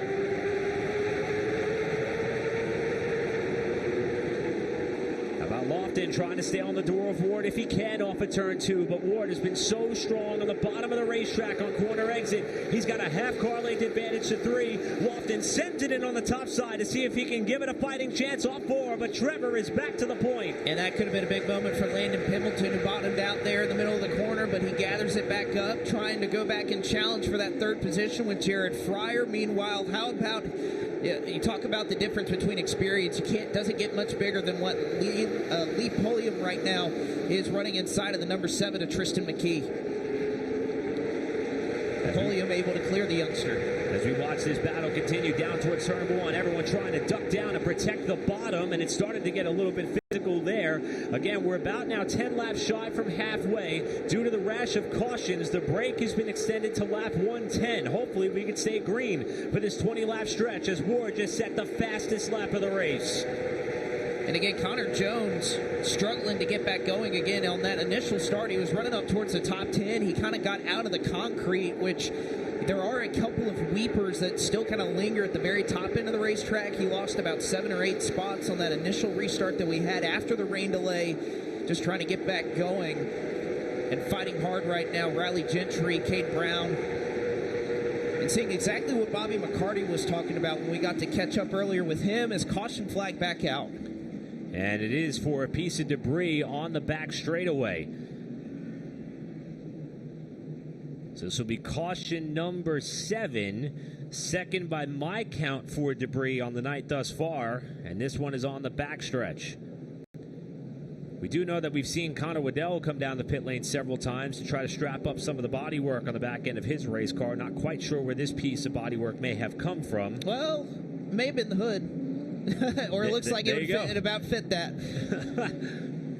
So for Connor Waddell, looks like that's, and again, like you mentioned, had been coming down a number of times to try to get that car prepared and back underway.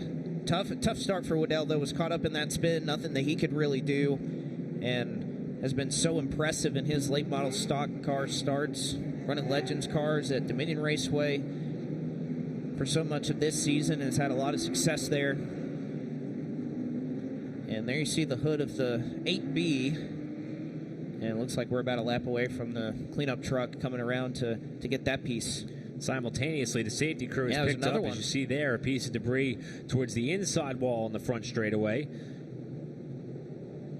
Track services now working their way to the backstretch to retrieve the hood that we believe came off of Waddell's car. So been hard to get in a bit of a rhythm since we restarted this race. It's been a stretch of yellow fever, 2 consecutive cautions about a handful of laps apart as we kind of shy up closer to that halfway point. And again, due to the rash of yellows and the red flag nature, the decision has been made to extend that race break up to lap 110. So a little bit more time to log more laps, hopefully under green flag conditions for these competitors, before deciding what adjustments they may want to make and should they take that chance when that break time comes. And this all stemming from a lot of that early carnage that we saw, which, what's the one thing that fans, drivers always say about this Martinsville race is that the qualifying races, that's where things can get really crazy, but not necessarily the case this year from what we saw in terms of attrition or a lot of cars getting torn up. It was pretty clean and respectful from that standpoint here in the qualifying races, but it seemed to be the very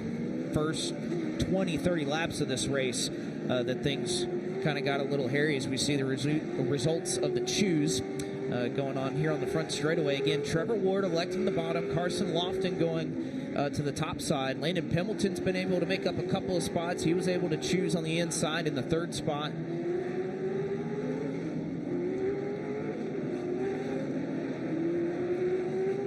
The biggest one of them all for late model stock car competitors, the ValleyStar Credit Union 300. We're going to be about 4 laps away from this being an official race, with inclement weather still looming in the area, and Trevor Ward's car has seemingly been on a rail. Carson Lofton trying to see if he could perfect that outside lane, as we've seen it work several times throughout the qualifying races. He'll line up alongside. 4 to go from halfway. Bit of wheel spin by Lofton there. He's right with Trevor Ward on the approach to turn 1 in the battle for the lead. Seemed like Lofton had the position on entry, but Trevor Ward, I mean, we heard him in his words earlier today. He is really, really happy with his number 77 and proving that right there. Lofton got a great jump despite the wheel spin through the restart zone. But as they go to turn 1, it is still Trevor Ward the leader. Pendleton, though, challenging for second, and Lofton was barely able to shut the door in time. Lofton was able to get down to the bottom. Pendleton was able to check up before getting hit by Fryer. Side by side here between Cody Kelly in the 16. Tristan McKee in the 7, kind of trapped to the outside. Behind McKee is Connor Hall. He's got a hole to duck into just behind Sam Yarbrough there to get himself from outside of that top side of traffic.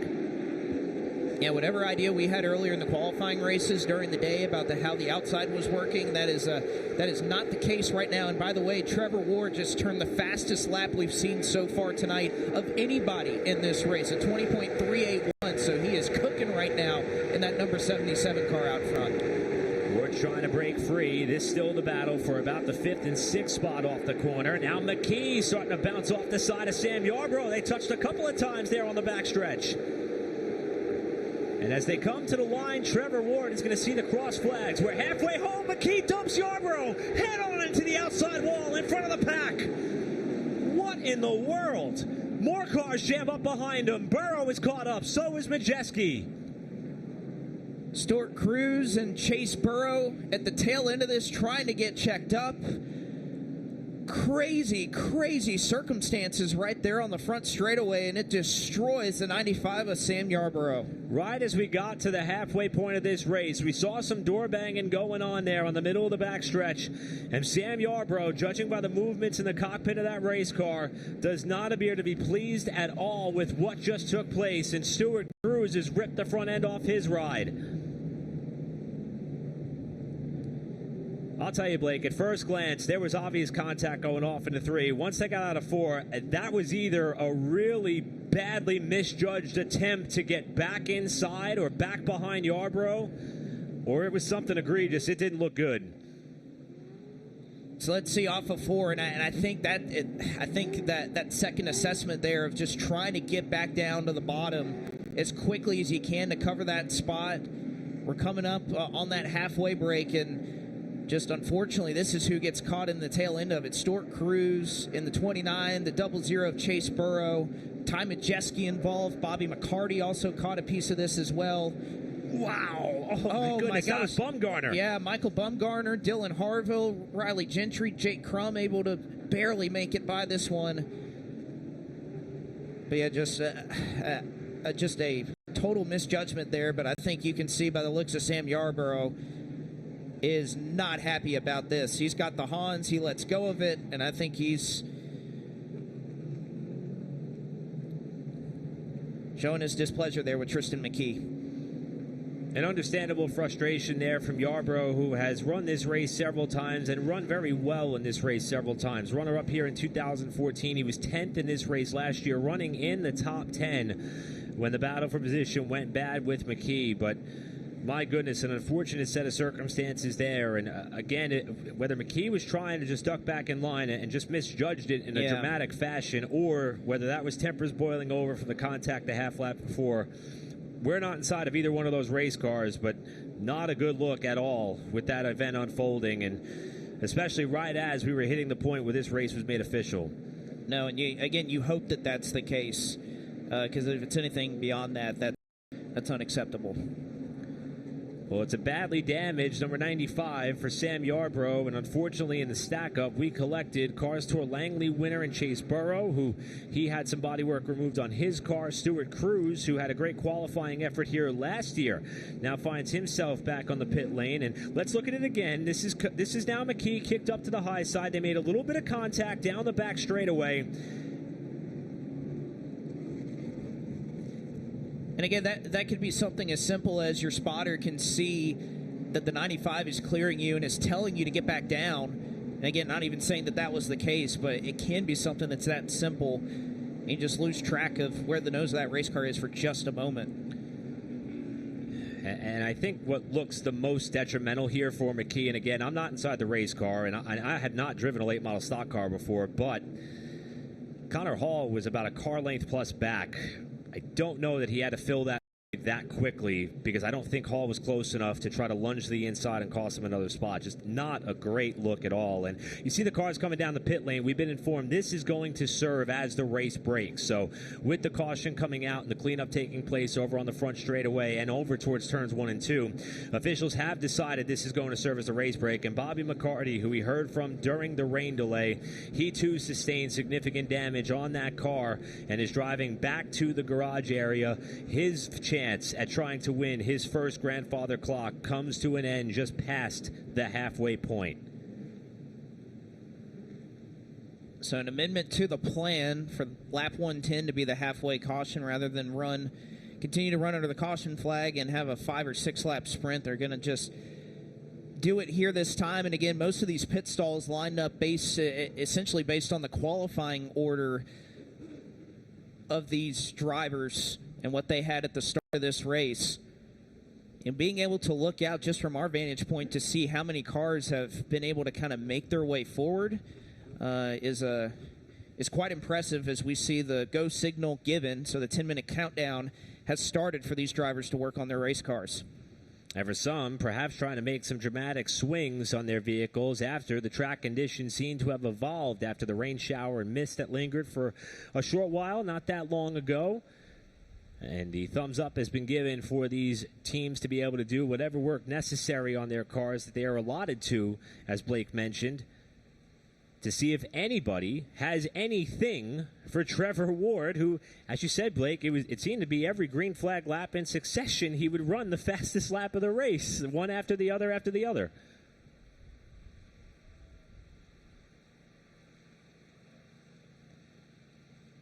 And you see there the number 77, who Trevor was kind enough to mention during the rain delay after Jacqueline Drake was able to catch up with. He didn't want to let the cat out of the bag too much, but they are quite confident in the weapon that they brought to tonight's fight. And he is proving it not only on the stopwatch, but pretty much all race long. And hard to believe, when he won this race back in 2023, he only led 13 laps in that race. He's blown that margin out of the water as we throw it down trackside of Jacqueline Drake.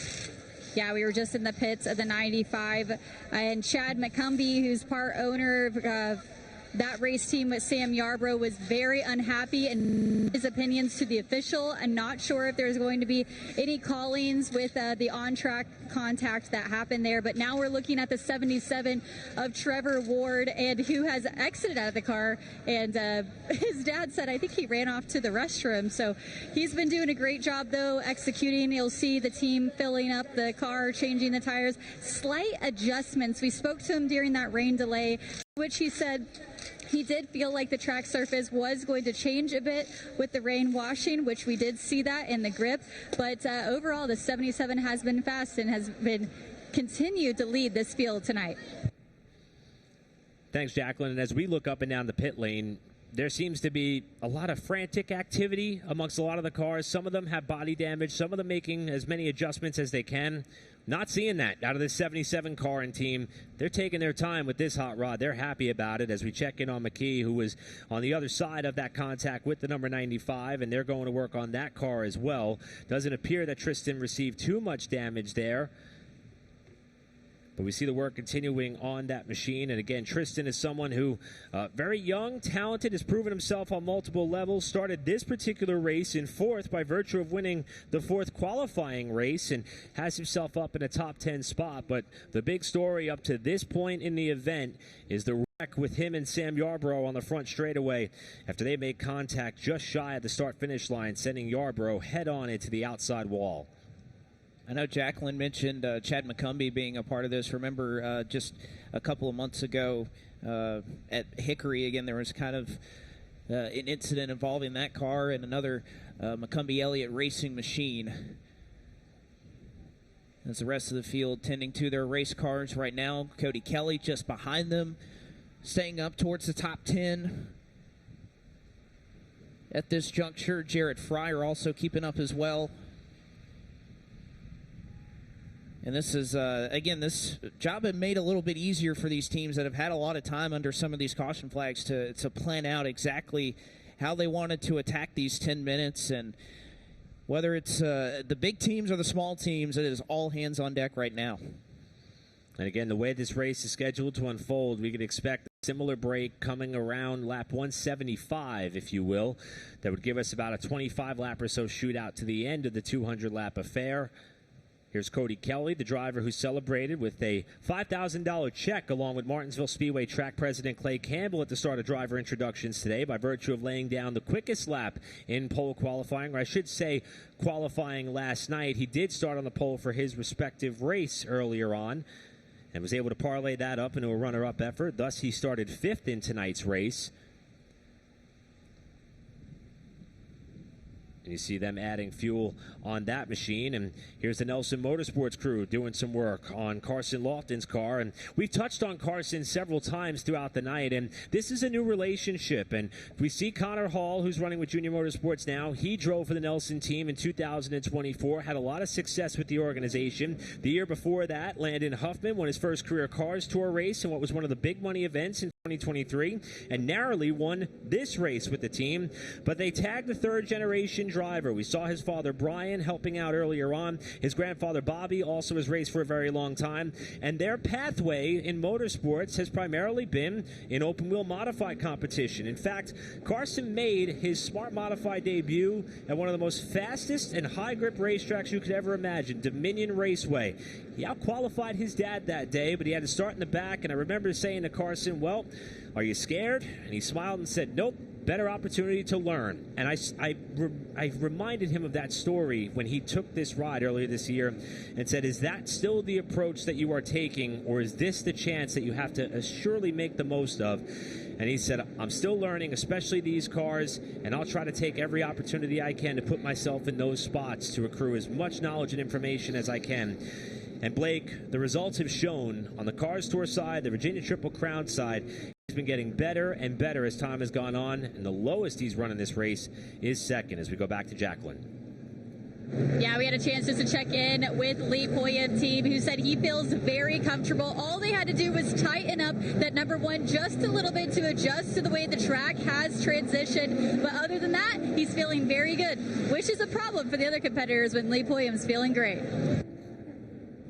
Thanks, Jacqueline. And, you know, we've touched on Lee's story a couple times. Of course, two-time winner this season. And he came back to run this race 1 year ago and did quite well, as a matter of fact, in that contest. Perhaps the biggest stat that jumps off the page with Lee Pulliam and his relationship to Martinsville, he's made 11 starts in this race, excluding the 2 times that he did not qualify for the event. His first go-around, 2008, 2009, he's completed 99% plus of the laps. Only one race he got wrecked out late in the going. And how about this? This might be a bit of a developing story here. Tristan McKee being stopped by officials on pit exit. And again, this is going to be a penalty that will continue under the green flag.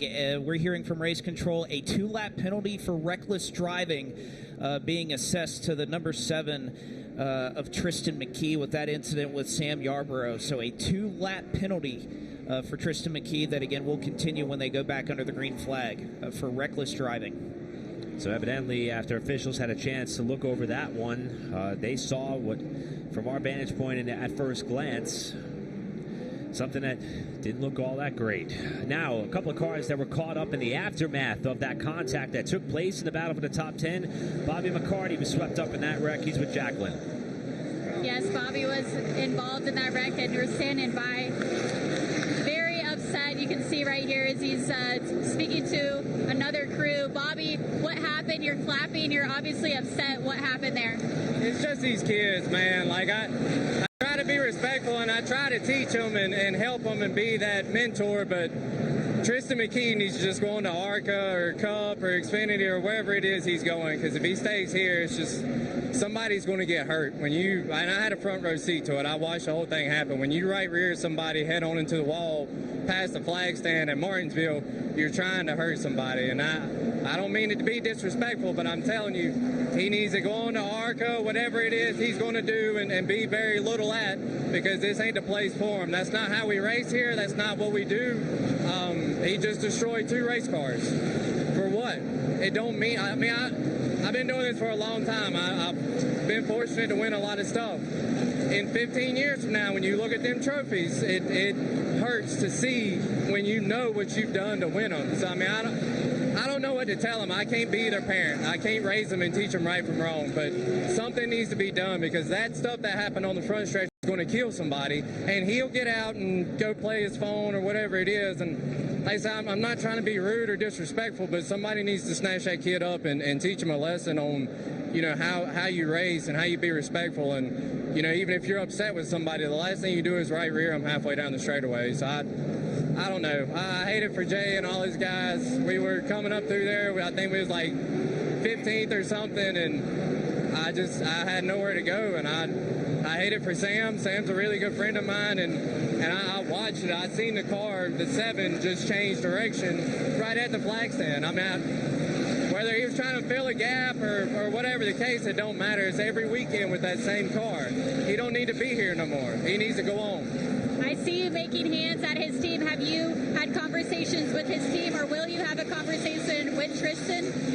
There's no talking to kids like that.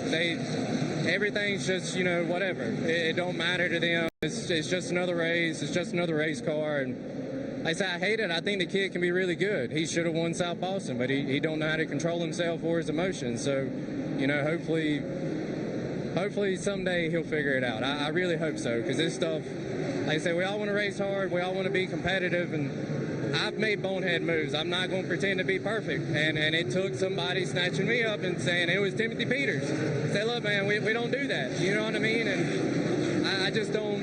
I think it's went on too far. I don't see nothing happening. Strong and pointed words from the 3-time Cars Tour champion, who, as he said, has been in those shoes before. Again, McKee assessed a multiple lap penalty. Cleanup has concluded. First race break in the books. Coming around to begin lap 108 of this race. Next scheduled break going to come with about 25 laps to go. So, Trevor Ward, Carson Lofton, everybody's had a chance to make adjustments. What's going to happen here? Behind them, Landon Pembleton, Jared Fryer, then Lee Pulliam and Cody Kelly, your front 6. It's going to be 92 laps to go. Here's Lofton with a bit of an edge on the outside going into turn 1. Pembleton gives Ward a shot, and Lofton's got to drive off the corner. How about 3 wide for the lead? And Pembleton not going to back out of it as they go down into turn number 3, but Trevor Ward is able to get clear. However, new leader as Carson Lofton back up to the front here at Martinsville. Lofton trying to get to the bottom. He gets a shot from Trevor Ward after Pembleton also gave a nudge to the backside of the 77 as he looks down low for second. Crazy racing as everybody trying to file back down to the bottom of the racetrack. The front 7 or 8 cars are able to do just that. It's just Cade Brown right now trying to stay inside the top 10, who's on the outside of the 97 of Michael Bumgarner. As they've single filed out, Connor Hall just been slow and methodical all race long, trying to get back up inside the top 10. Bumgarner makes up the spot on Cade Brown. Here's Riley Gentry trying to get back up into a top 5 spot. And how about this? Of the top 7, 5 of the top 7 just ran their fastest lap of the race. Business is picking up here as Gentry has gotten around Cade Brown to move up into the 9th position.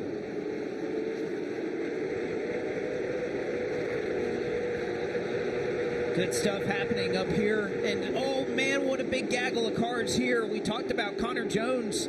Just a little bit of a slip-up that he had on that restart a couple laps ago. This is what you have to do. Just slowly drive back up through the field. It takes quite a bit of time.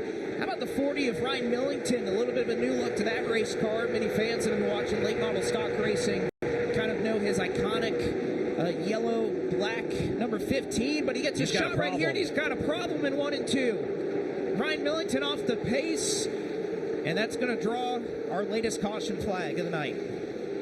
So Millington in at number 40. Or it should. It's still green.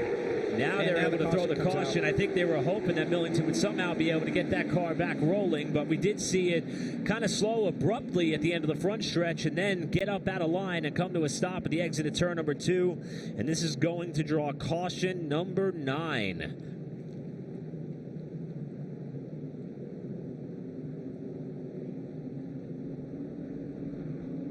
So as we were talking about, a new look for Ryan Millington with this Taylor Satterfield group. He was a crew chief for Taylor Satterfield earlier this year at Anderson Motor Speedway, had been running in the Cars Tour full-time, and you can see the signal, which is a bit urgent here to the track officials because of the fact that these caution laps count, that he's asking for that car to be pushed so he can roll back to the pit area.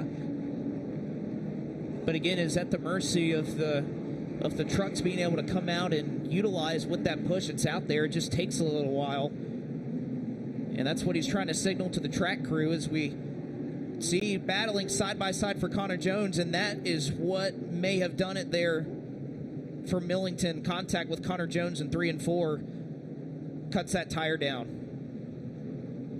The car then washes up and gets way up out of dodge off of turn 2, keeps it off the wall, and then comes to a stop, and he's not able to refire the car and get it back to the pit lane. We'll see it again here going off into the corner. Heads-up job by Donovan Strauss after that car had the hiccup in the middle of 1 and 2. Strauss did get into the back of that 40 car, but not enough to turn it sideways in front of the pack that they were all racing with. As we mentioned, our 9th caution, and that includes the yellow and red flag that went about an hour and 3 minutes distance for rain, just about in the midpoint of this yellow flag spreadsheet that we've started to build amongst ourselves after we had our 3rd lead change with Carson Lofton getting back out in front. And this is going to be the first time since the start of the race that Carson is going to have control when it comes to the choose and restart.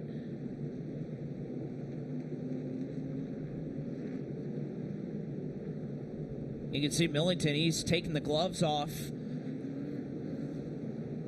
already. He's taking the window net down, so Millington trying to point out exactly what is wrong with this race car as the crew looking at it. But was just going to talk about his drive up through the field. Again, not very characteristic of Millington to start where he did all the way back in the 35th position. Struggled in qualifying races as he fell back, was able to do enough to stay in the show, and it had an impressive run up into the top 15 of this race before suffering a problem late in the going here after the halfway break. An unfortunate end to his bid to try to take home a grandfather clock. And they'll continue to try to see if they could diagnose and address whatever issue is plaguing that car. But Millington himself now is going to jump out of the car and see if he could try to survey what the problem may be. And there does not appear to be too much urgency to try to get him back in this race. Clicking off more laps here under the yellow flag. Again, the next scheduled break and opportunity for these teams should come with about 25 laps to go. There's 82 laps to go right now.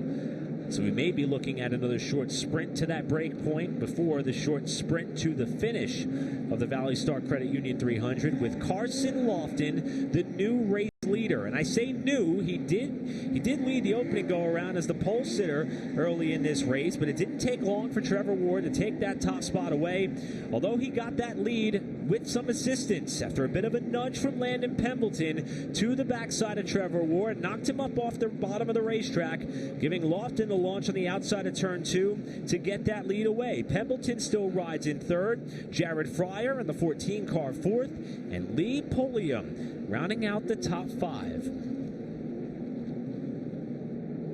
And I think this is kind of classic Lee Pulliam fashion, right? Hasn't been mixing it up so much on the front row just yet, but just give him time, right? Just wait until the pay window starts opening in this race, and I hope he's enjoying this one. I know he's definitely been enjoying this one. As we see the results of the choose, man, Connor Hall, Gentry, and Bumgarner all chose the bottom. So Cade Brown able to jump by 3 race cars to try and jump up for the restart. Real quick, though, let's check down with James Pike.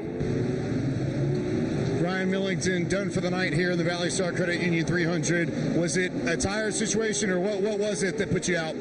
Yeah, we ended up having motor problems, not sure exactly what, but can't thank Taylor Satterfield and them enough for everything. We came from 37th tonight up to 13th or 14th, had a really good car, and something happened with the motor, but solid night, can't complain too much. Ryan Millington showcasing racecraft, driving through the field still.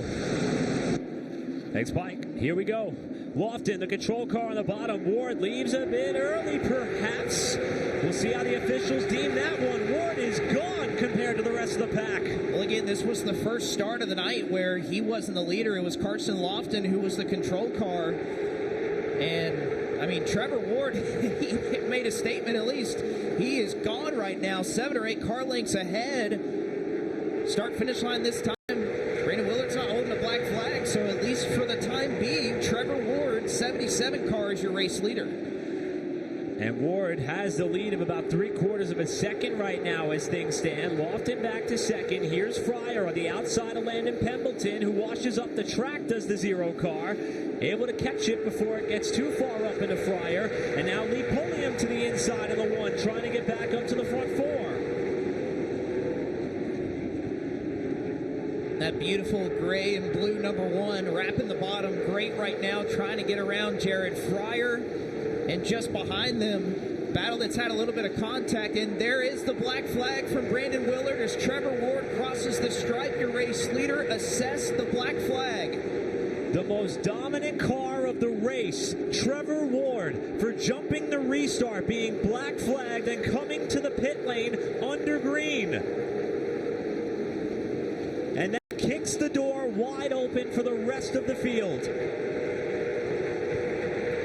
So Ward having to safely get back down to pit road speed. His stall would be all the way at the front of the field because he essentially almost led the field to the green flag. But in turns 3 and 4, battle for the race lead. Carson Lofton looking for his first big win in a late model stock. And Landon Pembleton, a former winner of the ValleyStar Credit Union 300, racing door to door with him for the lead. And then here comes Lee Pulliam right behind him. Pulliam with the veteran prowess, just waiting in the wings behind him in 3rd spot. Pembleton washes up, gets into the driver's door slightly aloft in. A 4-wheel drift up off the corner. Pembleton the leader at the line by half a car length, with Pulliam trying to fill the void at the bottom.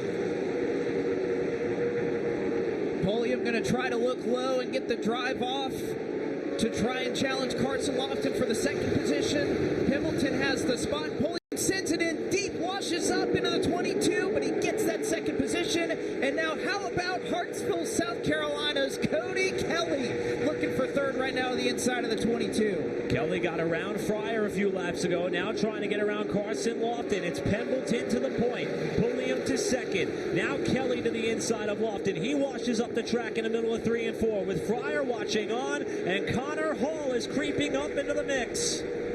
Connor Hall, Riley Gentry, another driver in that 09 that's starting to catch this little pack of race cars right now, is Cody Kelly trying to challenge for a spot up in the top 3.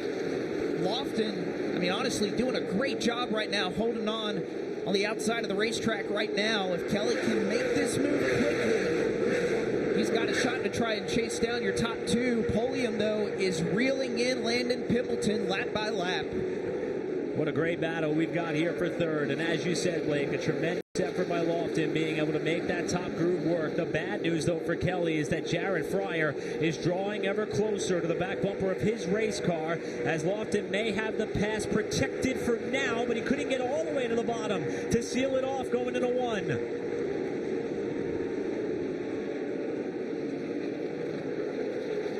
And this is an example of what you want to see right here. Great racing. Carson Lofton and Cody Kelly, somebody that works on his own stuff. Been winning multiple races and championships over the years at Florence Motor Speedway. And Lofton doing a great defensive job right now, but you can see the cars starting to pile up behind him. It's not just Kelly or Fryer and even Connor Hall. Riley Gentry is now a part of this. And in fact, Gentry a couple laps ago was the fastest car of any car on the racetrack right now. So some of the South Carolina boys showing pretty well right now, trying to drive up into the top 3. And this is the traditional formula in short track racing. When you start to see cars leaving from out the windshield and you got one that may feel like a bit of a bottleneck, things start to get aggressive. Here's Fryer with a lunge down low in turn 3. Now it's Kelly kicked up to the top side with Fryer to the bottom. Now the fight for 4th. I think Fryer wanted to save his equipment to let Kelly try to get by the 22, and I think he just ran out of patience and says, I'll try to do it if you can't get by him. So Jared Fryer to the inside of the number 16. Again, this is for position number 4. Meanwhile, this has allowed your top 2 to continue driving away as Fryer able to nose out in front to get that spot. Can Kelly get back down before Connor Hall is there? Survey says yes, but just for a moment. And as for that top two, last time around, they were separated by 100th of a second on the stopwatch. They're running nearly identical lap times these last few laps as Lofton protects third, Fryer to fourth. A little bit further back, here's Ty Majeski. Haven't talked much about him with the trials and tribulations he's had all day. Looking to the inside of Dylan Harville to try to get to 11th. And it has been a second half resurgence of the ages here for Ty Majeski, who has been struggling all night long. For a majority of the race was outside of the top 25. They got to be able to work on this car at the halfway break, and what a difference it has made. And also what an effort here for Dylan Harville. Small team that he's able to make this work with, had to abandon a lot of races at Ace Speedway that he wanted to run this season in preparation to make this night possible and to be here. And he's done an incredible job so far in each of these ValleyStar Credit Union 300s that he's been able to run. And finally, here's the battle for third. It took Jared Fryer about 3 or 4 laps to chase down Carson Lofton in the 22, and he's there to the inside of the Napa Toyota. Fryer trying to better what was the best result of 5th in 2021, bouncing off the side of Lofton off the corner, who holds the spot at the stripe by the narrowest of margins. Oh, that slide may have been just enough. Lofton going to be able to hang out barely to the right rear into turn number 3, but Jared Fryer looking to get on by is going to be able to do it, and now Kelly looking to do the same in the 16. As Kelly looks to the bottom, Jared Fryer has been on an unbelievable roll lately in a late model stock car. Since his first win on the Cars Tour part-time slate he's been running at Orange County, he's gone second, first, second, third in his Cars Tour late model stock races. Now up into a podium spot is Fryer, while Kelly gets a little bit sideways underneath Lofton. And also an update, if you're keeping track with Trevor Ward, the race leader, he is still on the lead lap. He had a pass-through penalty. Trouble. Connor Jones gets turned, then backed into the wall after he and Cade Brown made contact in what was a 3-wide battle inside the top 10.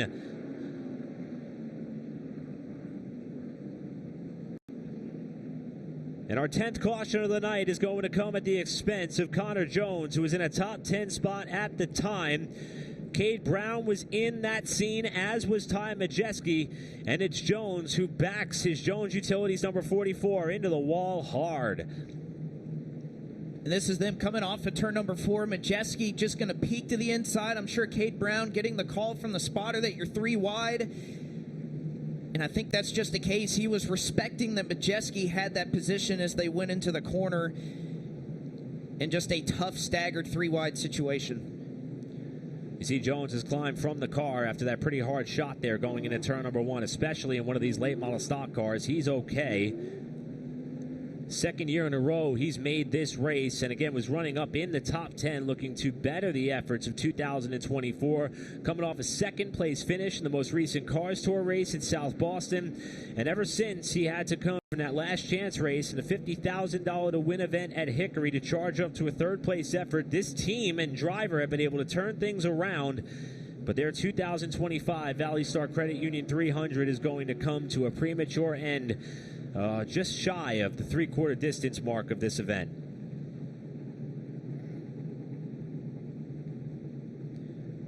There's Cade Brown, and again, it looked as though perhaps all 3 drivers not necessarily aware that they were in a 3-wide situation going into the corner.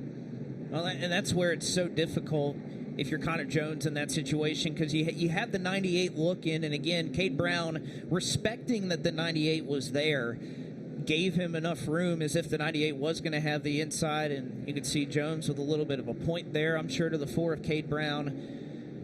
But that's just a very difficult situation when you're scattered like that, and he was trying to respect that car on the inside. But again, a tough ending to the night for Connor Jones, who was very, very good early in this race. And heck, Eric, I think picked up a lot of fans with his interview with Jacqueline Drake a little bit earlier on in the night. They were happy to see that he was enjoying being at Martinsville Speedway.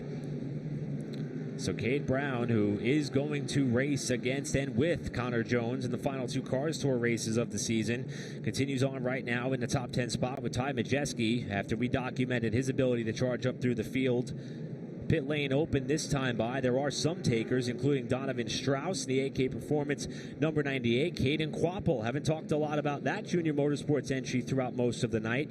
Connor Waddell in the 8 car, and Mike Looney, that team deserves, I would say, the Resiliency Award of the race all night long. That car got destroyed in the opening sector of this race, not even before they got to the start-finish line. And Looney and team have been working on that thing all night long as Caden Quapple's team does some repairs on the right rear quarter panel. Yeah, they've had to do a lot of work to this car since that incident. I believe it was the one where Brandon Pierce spun in the middle of 1 and 2. That this 8 car was wrapped up. They've just been trying to go to work on it throughout. And yeah, you're exactly right, Mike Looney. Right now, I mean, looking at a car that can't keep pace with what a lot of these drivers are running, although he continues to improve and isn't so far off at this point. But 27th right now for Mike Looney, which looked to be as if he wouldn't be able to continue on that opening lap incident, and yet here he is. He might even have a top 25 out of this, depending on how many people survive the last almost 50 laps of this race. But this is what I'm curious to see up front, Pulliam and Pembleton. Pulliam was able to run him back down, and even we kind of heard McCarty allude to it earlier in his interview that it can be difficult when you're rolling really well. You get back just behind a car in traffic, and to be able to carry that momentum is just a little bit more difficult here. We'll see what Pembleton can do. Pembleton's going to the bottom. Lee Pulliam taking the front row, going to go to the outside. A pair of Virginia drivers battling for the most lucrative race in Virginia late model racing, perhaps in all of late model short track racing. And Pembleton back in his family-owned equipment. That's how he won this race a handful of years ago. And for Lee Pulliam, his return to this race last year was his first time back since 2019. He finished 13th. He told our friend at Flow Racing's Rob Blount, the reason why I'm coming back again this year, I didn't think I did a good enough job a year ago. I wonder how he would assess his efforts up to this point, pretty much being in the top 5 all night long, and now on the outside of the front row for the ensuing restart, looking for what would be a record-tying 3rd grandfather clock. Pembleton, the control car on the bottom in the 1, coming around a 54 to go.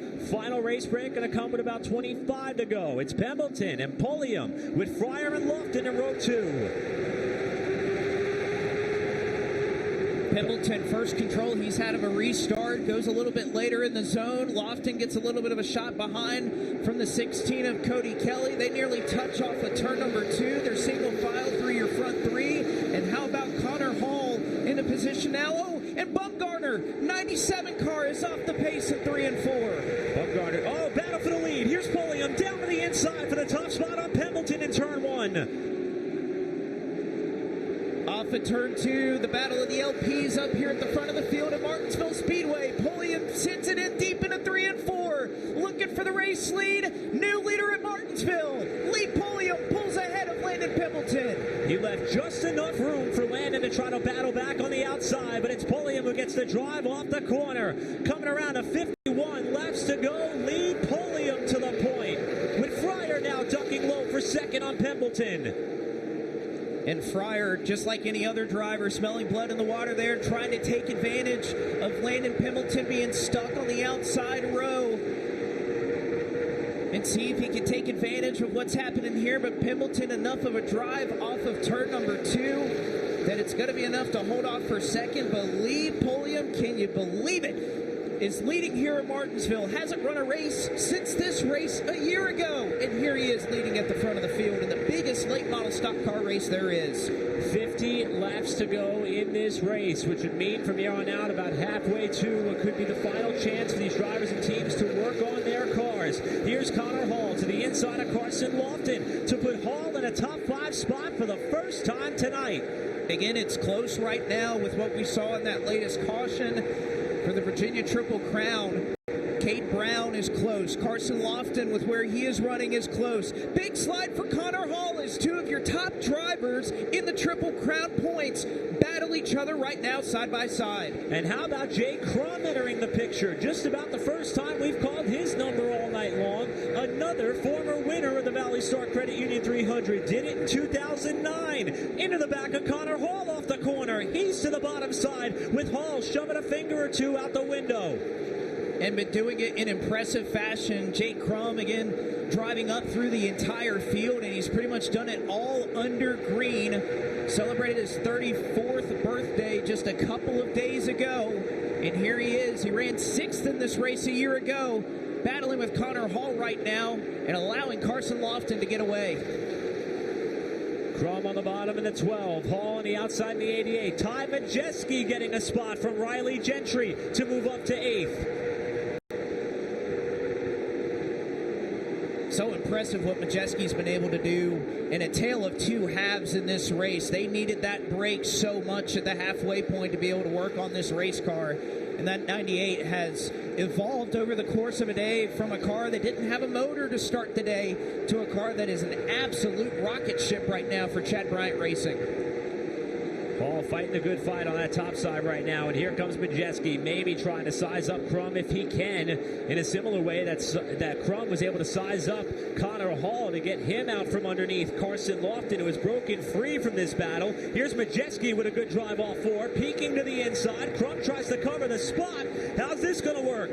Majeski's there, and he's going to show the nose down into turn number 1, but man, does that get him loose with how he had to enter the corner. And how about Parker Eatman, another driver competing for the Triple Crown here tonight. He's moving up towards the top 10, had an incredible run at South Boston Speedway in the 200, and yet here he is up in the top 10 late in the going for Hettinger Racing. He's trying to back up that run with a great drive at the Cars Tour race at South Boston a couple of weeks ago. He may have been considering about getting his pilot's license after a big air flying crash there. He's rebounding quite well. Let's go to Pike.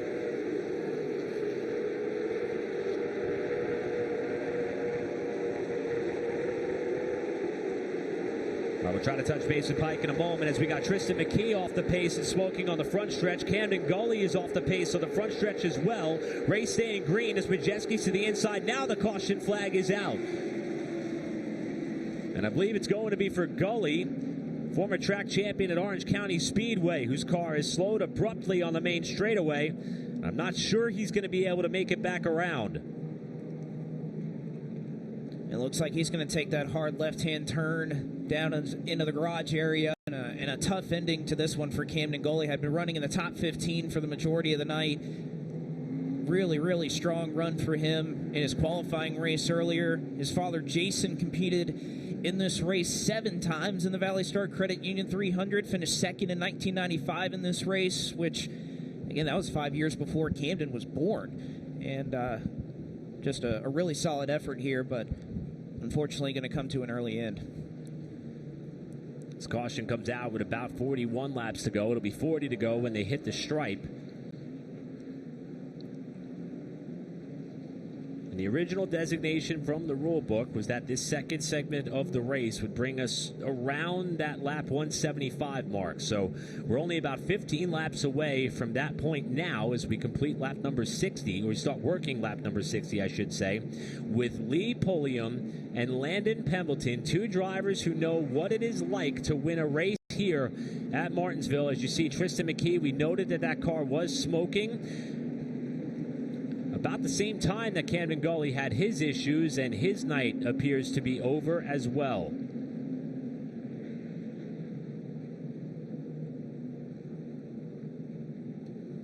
So we're coming up in a situation here. Again, we have the lap 175. Caution to look forward to. So going to be a quick sprint here to the 25 to go caution.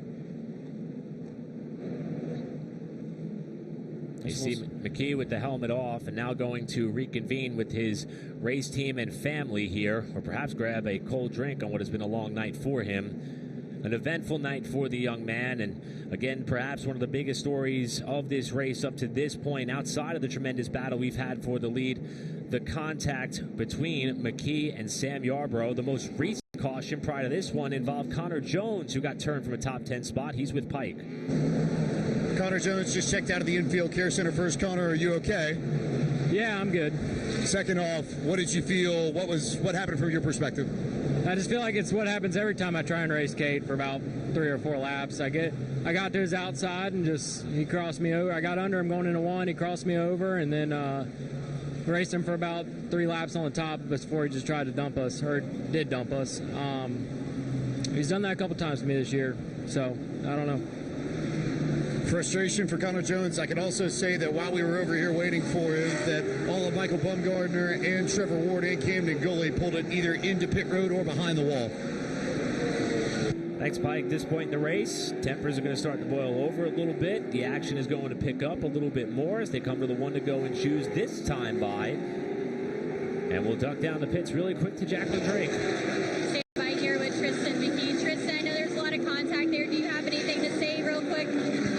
Yeah, I was kind of getting freight trained on the outside there, and my spotter just said quick clear down, and, you know, super sorry to those guys. I just kind of misjudged it, and my spotter said quick clear down. You know, it's everything to get down to the bottom here, and, you know, when you kind of get on the outside and you're not rolling it well, you're just getting past. So I was just trying to get down. You know, it was nothing intentional at all, so it was just a mistake really on my part, and my spotter told me clear, so I cut down. So it was just a racing deal. I don't know, motor ended up blowing out there, so it was kind of down on power a little bit the whole race there, and we had a really good race going. I thought we were a top 3 car. Wanted to get some track position there, but overall good race. My guys brought me a really fast car. Thanks, Jacqueline. Back underway. Contact here in the battle for 5th on back. That's Hall on the low side. It's Pulliam who got the jump on the restart. Hall on the bottom in the 88. Jake Crum following him through. Lofton kicked up to the outside in the 22. Ty Majeski trapped up top there as well. All this going on for 5th on back in 3. It's the last thing that Connor Hall wants is to be, in this controversy is there is some contact there off of turn number 4. Connor Hall able to get clear. Now Jake Crum into the back of Lofton. Lofton, a big slide there. A little bit of damage to the left rear quarter panel. Here comes Jake Crum looking to the inside in 3. Lofton trying to protect it, and Majeski trying to use any lane he can to get around the 12th car. I think we reached the point in this race where the gloves are just about off. Lofton is now faded to 6. Look at Majeski trying to squeeze up to the outside of Crum and not hit the outside retaining wall as Crum muscles his way to the bottom on Carson Lofton for this battle for 6th. And Majeski just waiting, trying to take advantage. We've seen him kind of peek the nose outside, or to the inside rather, a couple of times to make some 3 wide moves. Isn't able to get the momentum to do it there. But Jake Crum, if he can get clear of the 22, he has had so much long run speed in this car as we continue to work our way towards the finish of this race. And just able to get clear of Carson Lofton. Majeski now is going to try to see if he can keep Lofton pinned up top. Lofton about overcooked the entry to turn 1, and here comes the love tap from the truck champ. Majeski nudges Lofton. He has to check up off the corner. Parker Eatman looking for some running room in the 71 behind him. Got to say, Carson Lofton has just been so impressive in terms of, yes, his car may be fading, the brakes may be going, handling may not be exactly where he wants it, but to drive like he has defensively has been really impressive in this race, to hang in the middle, to make it difficult of a car to pass. And again, he's just racing hard. He's doing exactly what he's supposed to do, and he's done a great job of it so far. That doesn't mean Ty Majeski still doesn't want by him. He's been able to withstand some of the nudges and taps as the caution flag is going to fly with 30 laps to go. And it's for precipitation. And I didn't see that on a camera lens, just saw it out the window here just a little bit. That is falling here at the end of this one at lap 170.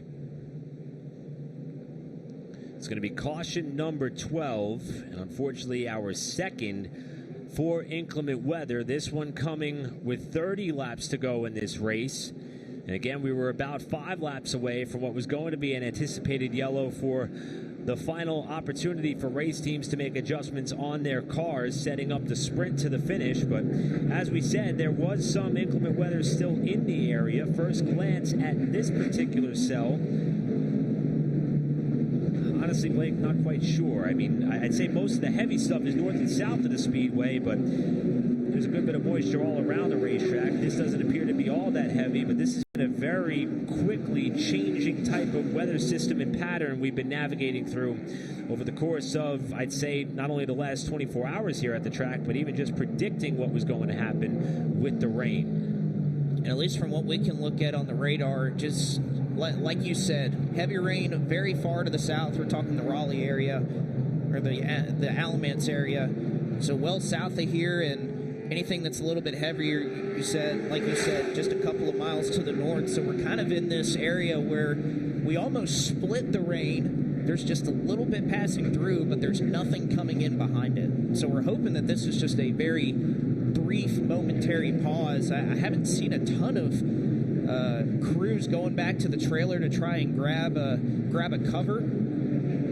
So hoping, and at least I'm sure many of these teams hoping, that this will be a quick pause. And if anything, I bet I wouldn't be surprised if this becomes the lap 175 break. We're already at lap 172. So maybe we ride this out under caution for the next 2 or 3 laps or so, get that break, and then where it's supposed to be, and then assess where we are from there. With Lee Pulliam out in front of this race. And as we said, going for what would be a record-tying third ValleyStar Credit Union 300, tying him with short track ace Philip Morris. And that would also remove him from what is a tie for top honors as a 2-time winner of this event with Timothy Peters. And for Pulliam, we kind of documented the story a good bit and several times, and we referenced the start that he made here last year after being away from the race car and away from the event for quite some time. It was a promise to fulfill to his father, who was a bit under the weather, and happy to report that all is well now. But he was able to promise that if his father was able to get better, he would strap back into a race car and go try to win another clock. And they tried that last year, qualifying in 8th and finishing 13th for a race that he had been away from. And as a matter of fact, he really didn't race at all during that stretch of time. And it has not taken him all that long to get acclimated to what it takes to get around here in a late model stock car as the rain begins to fall harder. And I think if you're Lee, I'm not sure if you want it to rain harder or not. It's perhaps getting to that point for him. But the one thing that impresses me so much about what Lee has been able to do, again, as we've been able to watch him as a team owner that competes largely in the Cars Tour throughout the last couple of seasons, is the relationship that Lee is able to build with his drivers. We know Lee Pulliam, and sure, many fans know Lee Pulliam as the spectacular race car driver that he is. But to see what he's been able to do outside of the race car, not just turning wrenches on the cars and bringing really fast cars, whether it's been a Brendan Queen or a Doug Barnes and Laney Bice that have been behind the wheel for him this year, but for what he's been able to do in building relationships with those drivers outside of the race car has been so impressive and fun to watch, and I think has continued to grow his appreciation for the opportunities he has to be behind the wheel. You think about Brendan Queen, I mean, it is well documented, the brotherhood, and that's the proper word to use here, brotherhood, that he and Brendan share. Heck, Lee is always watching Brendan when he's running the Arkham and Art Series. I can guarantee you that that's exactly what Brendan is doing here for Lee and showing whatever support that he can. And for Lee, the whole reason behind stepping out of the cockpit of a race car and shifting more into an ownership role was the state of the business of the sport. He and his wife wanted to start a family. They wanted to make sure that they were able to do what they wanted to while being able to support them, but also still being a part of the sport. And it made more business sense for Lee to be able to run the race team as its own operation, yielding his own love and passion for driving these race cars. And now that he's been able to come back and dabble into it a couple of times, and Blake, I'll extend something that you said there about Brendan Butterbean Queen, who was a pilot for Lee last year to a championship, and they remain best of friends. When Butterbean won Daytona in the ARCA race earlier this year, he said in his post-race press conference about Lee, he has just enough talent, if not more, and he should be here. He's good enough to compete on this level and win. And wouldn't you know, less than about 10 months later, Lee could be 25 laps or less away from his third ValleyStar Credit Union 300 win. And it wasn't just drivers that have run for Lee. It is drivers that have raced against Lee. I remember was listening to Lane Riggs. He won at Bristol Motor Speedway in the Craftsman Truck Series last year and was listening to his interview on the radio, and the first thing he said was how crucial and how important it was for Lee's influence in his racing career, and the fact that he got to run against what he called the best of the best in Lee Pulliam, even again when they were running at Bristol in late model stock cars not too many years ago in the Cars Tour. So it's a respect level across the pit area, and even Rob Blount mentioned that in the wonderful piece that they did earlier with Lee, was up and down the pit area, whether it was last year or this year. The amount of respect that he has amongst the garage area is second to none. And from the fans as well. Got quite the reception and driver introductions. As you see, the red flag is out, and this is not for the scheduled break that we were anticipating with 25 laps to go. And that's where we sit right now. 25 laps remain in the advertised distance of the ValleyStar Credit Union 300.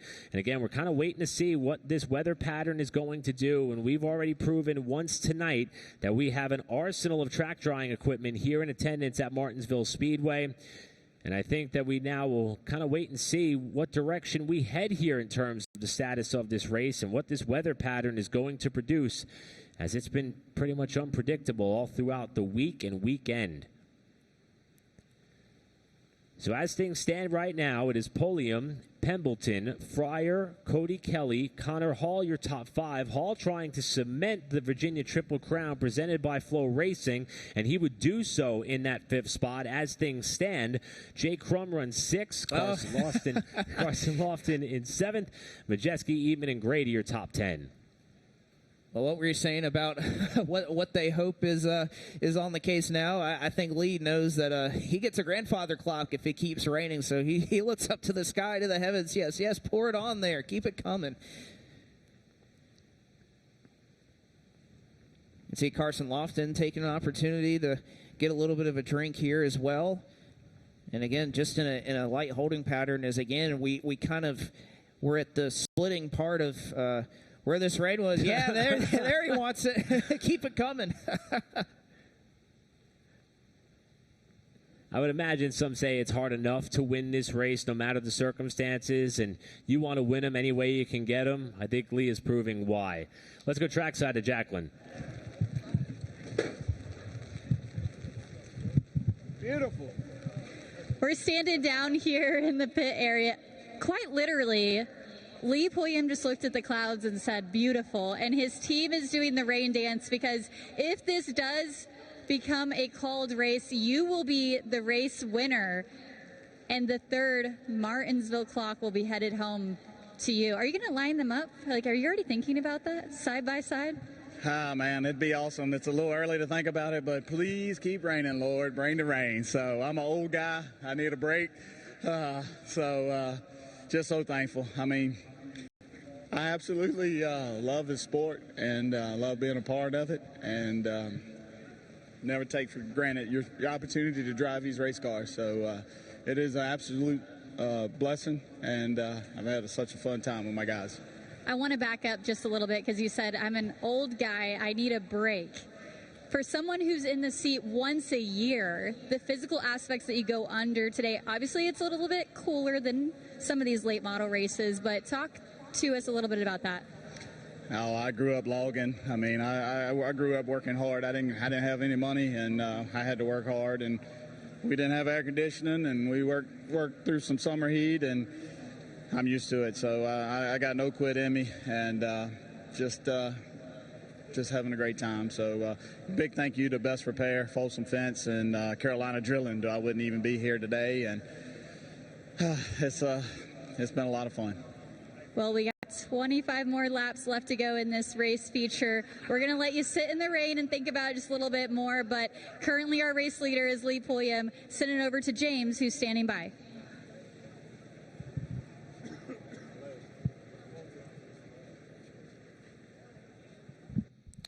Thanks, Jacqueline. We'll try to touch base with James here in a moment. But I'll tell you what, Blake, what a dramatic shift there. It's almost as if Lee was obviously playing up to the fact that he would love for this thing to keep raining. But it only took him a couple of moments for him to kind of look up at the grandstands and see what was around him and recognize where exactly he was. And the emotion set in for him right away as to what it would mean should this thing not get back going, or even if it does get back going and he hangs on and wins it.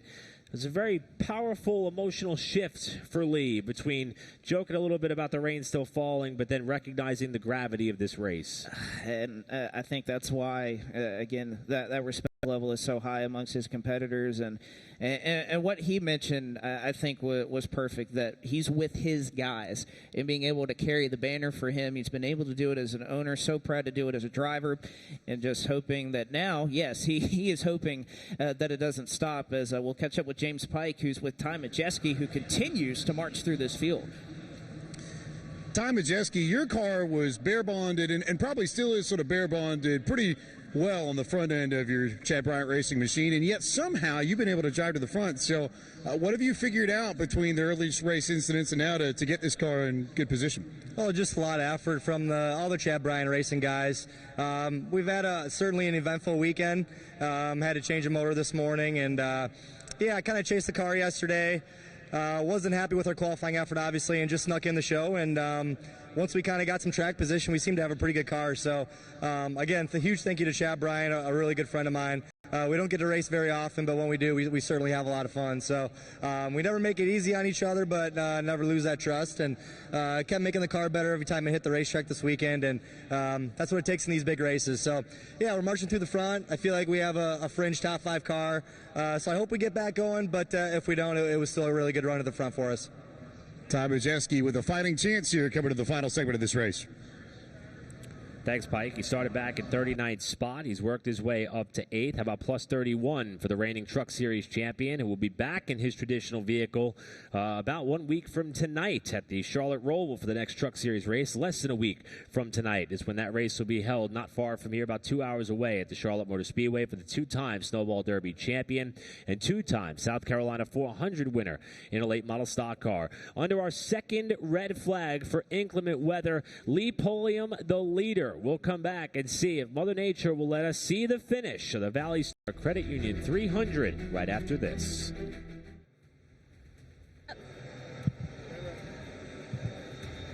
Welcome back to Flow Racing right here at Martinsville Speedway for the ValleyStar Credit Union 300. And I'm standing by with Jared Fryer, who's currently sitting in the 3rd position on the board. We're under a bit of a rain delay, but the track dryers are out. And it looks like we're going to go back racing with just 25 laps to go.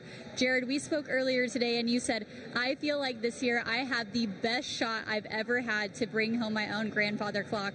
What's going through your mind right now? Hoping we get to go back race, and I got a pretty solid car, and felt like I'm better on the short run, so this is going to play into my favor here with only 25 to go. Just got to fire off and get a good restart and stay with them guys. I'm sure they're going to mix it up. Just got to be there and take advantage of whatever I can and whatever mistakes they make, so we'll see. You're sitting behind 2 veterans that already have their own clock. Do you feel that you're more hungry than them to get your first? Oh, absolutely. Everybody wants the clock, and sitting behind them, 2 of the best here, I feel like it's definitely going to be hard. So, yeah, we're all hungry for a clock here. So hopefully we can make it happen if we go back green. Why this year? You're with Jimmy Maureen Racing, partnered with AK Performance, but why this year? Is it the feeling of this is your best shot? We just been good all year, and then we qualified good here for the first time and had solid car, and all season long we've had really good race pace, so it's carrying over so far. Just hopefully we get to go back green and can make the best of it here. Tick-tock, is it time for Jared Fryer to take home his own Martinsville clock? Watch out for him.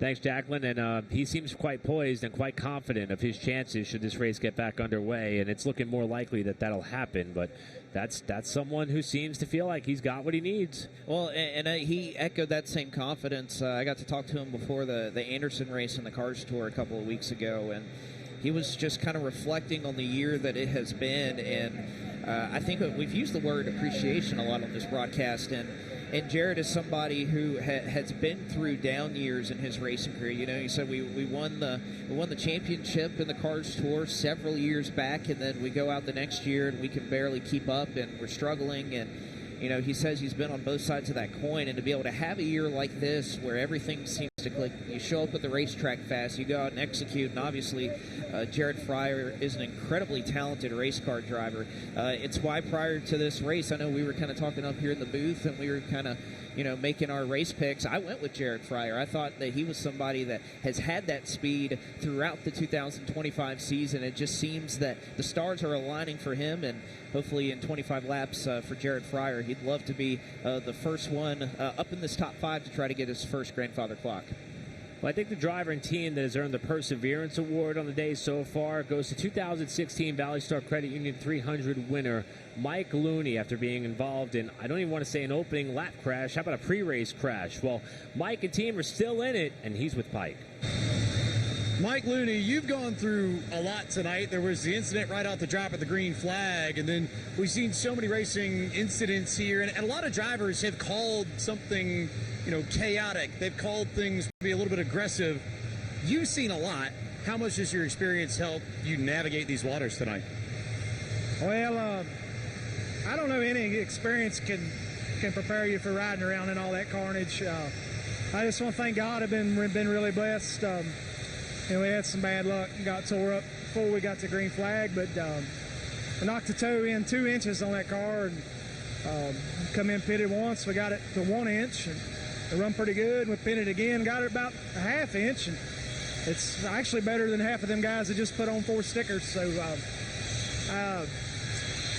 I just want to thank God for another opportunity, and I would have already parked this race car, but front clip's already bent, so we got nothing to lose, really.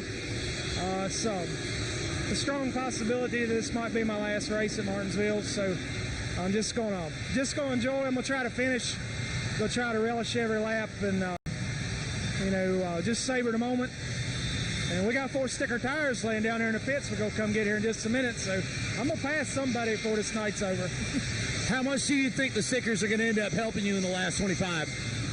It'll be pretty big if we get a green flag run or they quit wrecking. But a wreck would be good. They're easy to pass when they're piled up down by pit wall. But I hope that doesn't happen. That's been enough wrecking tonight. I hate what happened to Trevor Ward. I think it would have been a heck of a race. But I'm also a Pulliam fan, so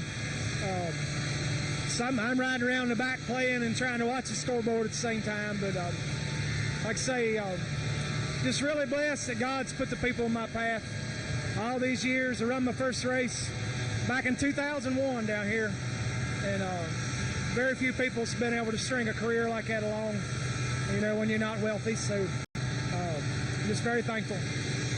You want to talk about somebody who has enjoyed every moment racing in a late model, and I think appreciates every opportunity he gets. Look no further than the driver of that 87 VA, Mike Looney, here in the mix after a very eventful start to his ValleyStar Credit Union 300. And Blake, I can't help but draw a parallel to how Lee Pulliam felt last year, and he finished 13th in that race and came to the realization that I could have done a little bit of a better job. I hope Mike Looney could find the support and whatever it takes to come on back to Martinsville next year. Let's not forget, he finished runner-up in this race just 1 year ago, and I believe that he has the talent, the mental fortitude, and everything required that he would have drove up through the field tonight if he wasn't in the wrong place at the wrong time to start this race. Well, he's finished, he finished second last year. He finished second in 2021. He ran top 5 again, finished 4th in 2022. So the success very recently in Mike Looney's career has been there, aside from just the win back in 2016. And one thing I'll say, whenever we come to the Commonwealth of Virginia, doesn't matter if it's a Karts Tour race, whether it's here at Martinsville, even when I was going down to the hot dog stand to get a hot dog earlier, there are always fans in Mike Looney t-shirts. That is the one thing that I've noticed whenever we come to the Commonwealth, even if he's not racing. Several times when we've gone to tracks around this area, he's not even in the field, and you always see a lot of support with these fans up here who have loved watching him race. And like you said, he's going to put on a show. He's going to put on 4 stickers and see if he can't drive up. He's in 21st right now. They got the toe a little bit better on that race car, so who knows, 21st right now, and who knows where that could end up if we get back going. And for Looney, he's probably hoping for a chance to get it back underway. And as you said, that 21st position is where he sits right now. And Lee Pulliam still leading under the red flag conditions. Again, this red flag, the result of our 12th yellow, second for inclement weather. And as you see, track drying efforts continuing over on the top side of turns 1 and 2 with the Air Tundras. There's also some equipment working over on the back straightaway. And the game plan that they laid out seemed to work pretty effectively and quickly on the first rain delay. That went for just past a bit of the 1 hour mark for the last time. But it did rain a little bit harder and a little bit longer than what we had here this episode. So the hope is that drying efforts could be expedited should we not have any other inclement weather form over the race racetrack between now and the point at which track drying would be complete. So, again, tip of the cap to everybody who's been able to be on top of these ever-changing and unfolding scenarios. And, Blake, the more thought that I put to this here, the race teams had an idea as to what the track is going to do here because we had to restart this race after a bit of a rain shower came through. Connor Hall mentioned he didn't think it would be as dramatic as what they experienced when they had the massive rain shower wash rubber off the track in the past. This one didn't stick around all that long, but the teams do have a chance to make adjustments one more time. That last break and adjustment period hasn't happened yet. Could this be the biggest challenge these crew chiefs have faced all year long with having to guess what kind of racetrack we're going to have for the sprint to the finish? Again, it's that's what makes those crew chiefs down there the ones who are the breadwinners on their race team, because that is a very difficult decision. I mean, even you think of the difference between our top two runners right now and Landon Pimbleton and Lee Pulliam, both, Landon seems to think that he has a better long run car, but, Pulliam can make that adjustment and see what they can try to build here for this last 25 lap dash to the finish here, and just getting a good restart. Again, we went and saw after the last rain delay, again, a lot of the rubber was blown off the racetrack. It was picked up when they went back under yellow. We saw a ton of cars go into turn one, sliding up the track, lacking some grip as they went down to that end of the racetrack. And again, as we get later and later in this race, your brakes are fading, all of that, as the cars are driving the worst they've done for the most part all night. Well, a driver who's in his second ValleyStar Credit Union 300 in a row, one spot shy of a top 10 last year. Right now he's running in the top 10. Andrew Grady's with Jacqueline. Yeah, Eric, we were just down here talking about how we're going to do a foot race, right? We're going to run? If you see me running, you should run. There's something wrong. No running. What if we determine the winner of the ValleyStar? The last 25, what if y'all ran those?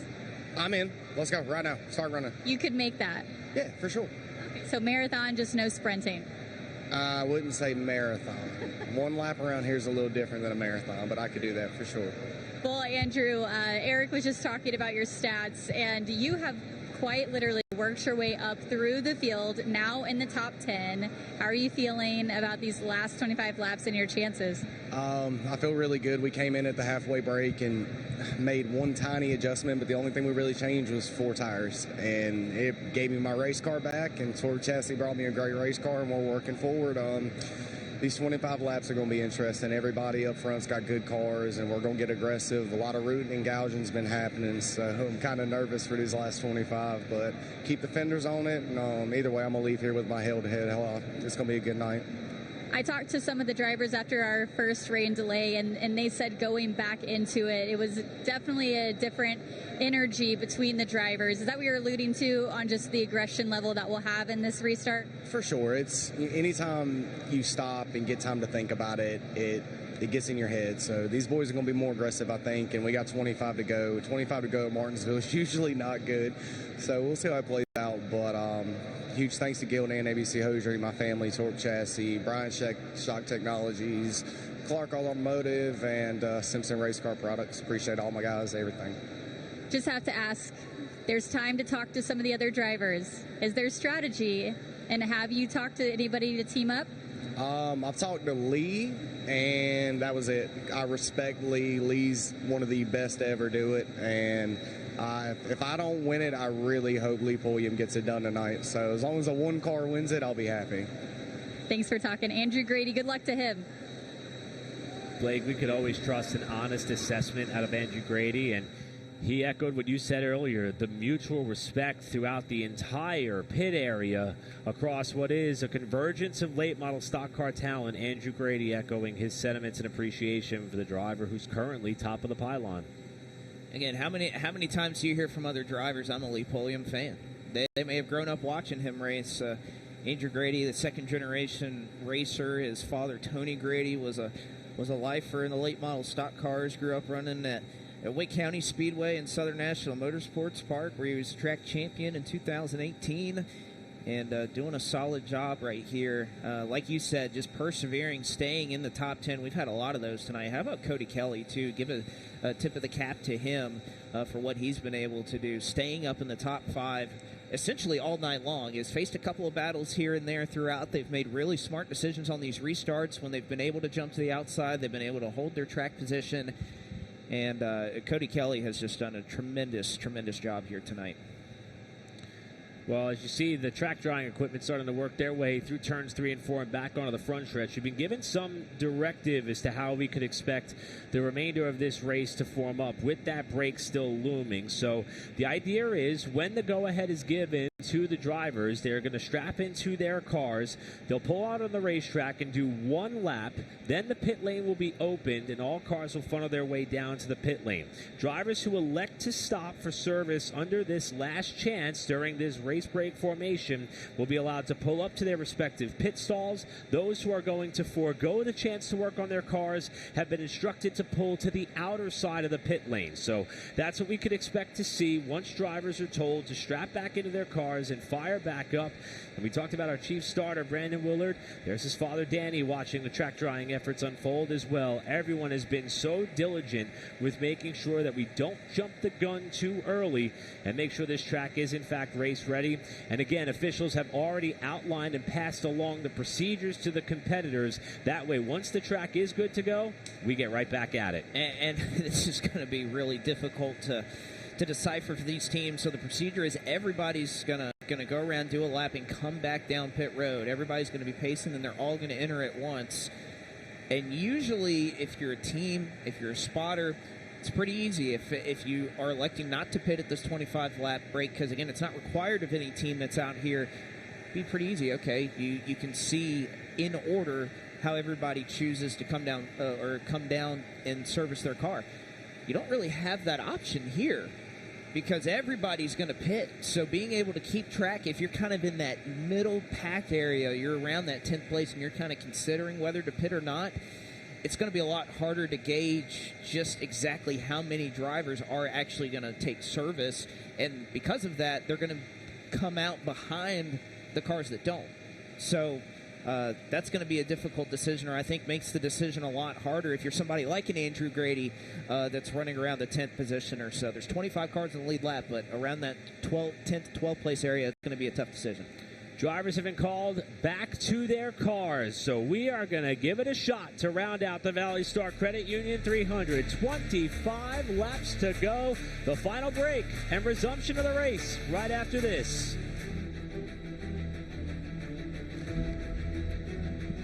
Lee Pulliam, the current leader in the ValleyStar Credit Union 300, climbing back into his race car with a couple of last-minute messages from his team members and family, hoping that he could find a way to hang on for the final stretch run for what would be his third win in this historic race. Landon Pembleton also strapping back into his race car, as is the rest of the field, as the go-ahead has been given by officials for us to move closer to restarting the most prestigious late-model stock car race of the year. Once again, hello everyone. Eric Brennan alongside of Blake McCandless, Jacqueline Drake, and James Pike have been handling all of the action down trackside in what has been a very eventful ValleyStar Credit Union 300. This is our 12th caution, second for rain, second red flag for rain.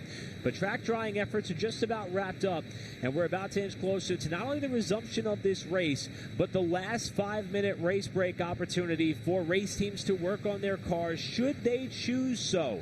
And those directives have been handed out by the officials to the race teams, and perhaps the ultimate decision lies ahead for all competitors, especially considering that the racetrack has undergone yet another dramatic shift with the rain coming through and requiring track drying efforts. And again, there's a lot of decisions to make here. We kind of covered it just before we went to the break. 25 cars on the lead lap. So I would say with the fact that there's only 25 that are still running, you have a little more freedom if you are at the tail end or you are in the back half of this field. If you want to come down and get service or try to change tires, do whatever that's available to you, if you have that opportunity, you can do it. And kind of opens up, I think, the strategy book a little bit here for some cars that are further back in the field. As you can see, Lee Pulliam's team and the LPP crew continuing to clean some of the moisture off of his race car. To get more from the Lee Pulliam pit area, let's go back down to Jacqueline. We are standing by with Lee Pulliam's #1 fan, partner, and supporter. This is Leanne Pulliam, his wife. And I have to know, you've been able to watch Lee throughout his career. What's the emotions you're feeling right now as he goes to chase his third clock? I'm honestly not nervous at all. I feel like he has nothing to prove. I've watched him do a lot in his career, and I just feel like tonight is just icing on the cake. When he told you that he wanted to get back in the car and this was coming to fruition, what was your initial thoughts? Were you just excited, or did you have any other feelings? I'm always excited for him to drive. I feel like that's his God-given talent, is behind the wheel of a race car. I wish he could do it for a living instead of working on them, even though I know he loves that too. But I'm always very excited for him to drive. I'm never nervous, and I just know he's doing what he loves, so that makes me happy. Very cool. Well, we're going to see if he can get it done. 25 laps up ahead to close out this 200-lap feature of it. Race fans, hold on. It's going to be a good one. I've always been impressed by the poise and determination of race car drivers, but I think I'm more impressed by the poise of significant others who have to watch their loved ones get. We just heard Andrew Grady say there's going to be a lot of rooting and gouging. It's going to be crazy.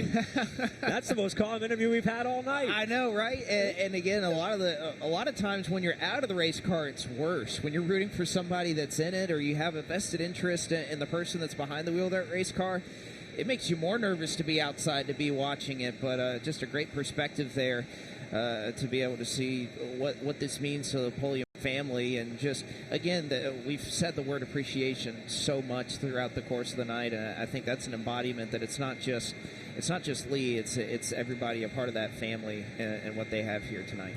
Now, one of the more dominant cars at the first half of this race, Trevor Ward, before a black flag for jumping a restart. For more on that story, we'll go to James Pike. Trevor Ward had a very fast car in the first part of this race, but Trevor, what I ask, what's your perspective on the restart and the penalty there? Leader was supposed to start the race, and I unfortunately jumped the start. I've been working with Carson for a little while there, and I was kind of giving him tips of where I was going to start the race so he could get a hole to get in. And just a little frustrated. He decided to lay back, but it's all right. We'll probably talk about it and get over with it. Real simple. But I just hate it for my sponsors, Mr. Harrison, Harrison Workwear, Mike Blitzo Mechanical, Jim from Digital Repair, Pro System, Clark's Automotive, Sterling Building Group, Clark's Automotive, LP Gear, just the whole organization. We worked really hard for this event and put a lot of time in it. We're trying to build this small team into something a lot greater, and showed a lot of speed today. But unfortunate, I hate it for all my sponsors, all the guys, and we'll take that wound and we'll heal on it and get better. Since your win in 23, your car has been one of the fastest on the property every September when we come here. It might not be the win, but do you take some sort of satisfaction knowing that you've got your program in a place where every time we show up here, you've got one of the fastest cars? Oh, no, absolutely. Just a lot of sleepless nights that goes into that, and, a lot of hard work, a lot of dedication. Trevor Ward Motorsports guys that we put together has been super dedicated to the schedule and all the racing that's been going on, and we was able to pull off a season this year at South Boston, and thank them guys a lot. But all in all, I got to thank the good Lord for putting me in this position and letting me believe in myself. So all in all, I got to thank all the guys involved with this deal, and I hate it for the fans that was pulling for us, and thank you all. Well, we'll be back better than ever. Had a really fast car all season long at South Boston Speedway. Had a fast car here at Martinsville as well. Blake, you talked about the working relationship between Trevor and Carson Lofton. That was the front row when the restart violation occurred. And, Trevor making it quite clear he's enjoyed working with Carson, no hard feelings. And we've seen it before, even in cup races here. Sometimes there's an orchestrated effort across the top two to get the car on the outside down to the bottom on the approach to turn one. It sounds like Trevor was under the impression that was the game plan. Carson didn't go when he thought he would, and that made Trevor the obvious offender on that restart, and it took away his chance for a second grandfather clock. But what a gracious interview for someone who, I think if we were to go back and look at lap times, had by far and away the best car at the time for at least the first half of this race and up until that penalty was levied. Well, again, a great perspective there, because how many times do we see race car drivers that maybe they feel or they know they have the fastest car and they're not able to win, how disappointing it can be, but still to bring home his car in one piece. And like he said, the group that he's assembled this year, the accomplishments they've been able to have throughout the 2025 season, what they were able to do at South Boston Speedway, and the other big races that he's been able to win over the course of his career, it's been fun to watch. And And again, Trevor Ward, a big mentor, not just for Carson, but a lot of drivers throughout the late model stock car pit area with all he's been able to do to turn the wrenches outside of the car, one of the best in the business to do it, and has grown a significant fan base for being the type of person that he is. And again, a lot good to reflect on. And again, he's able to load that car up in the trailer, and it's in one piece, so there is something to say about that. And how about this site? Track drying equipment, including the air tundras, making their way back to the staging area, which means we are just about set to wrap up the second red flag for inclement weather that we've had on the night so far. And we are going to settle the ValleyStar Credit Union 300 the old-fashioned way, clean and green to the finish, we hope, with the 5-minute break still on the horizon for the race car drivers and teams left to try to contest these final 25 circuits. They're called to the race cars just about 10 minutes ago to the dot, so very close to sending these cars off. Again, they'll make a pace lap or perhaps two around and allow everybody to catch up to the field, and then they're going to bring them all back down in the pit area, and then you're going to see a distinction between cars that stay in the lane where you would continue exiting pit road and those that pull to their pit stall. The ones who pull to their pit stall will receive service.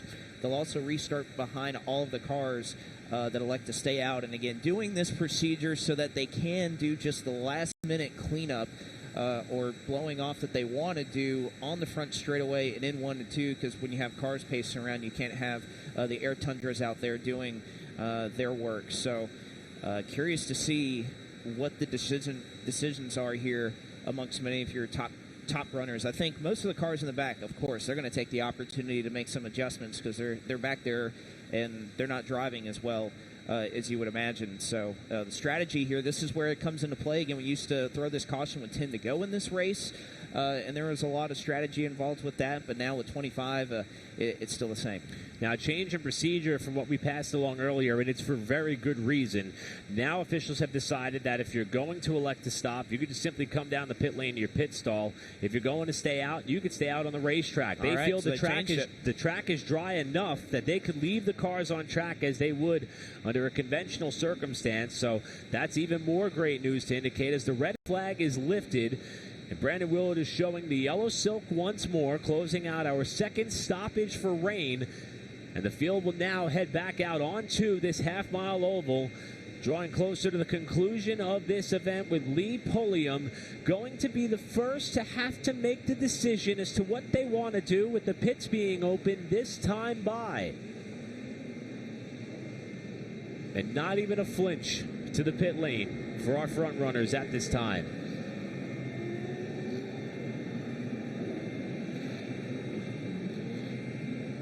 Yeah, you see the green flag waving. Jake Crumb's going to be the first one to pit. He's in 6th. Nobody else follows him.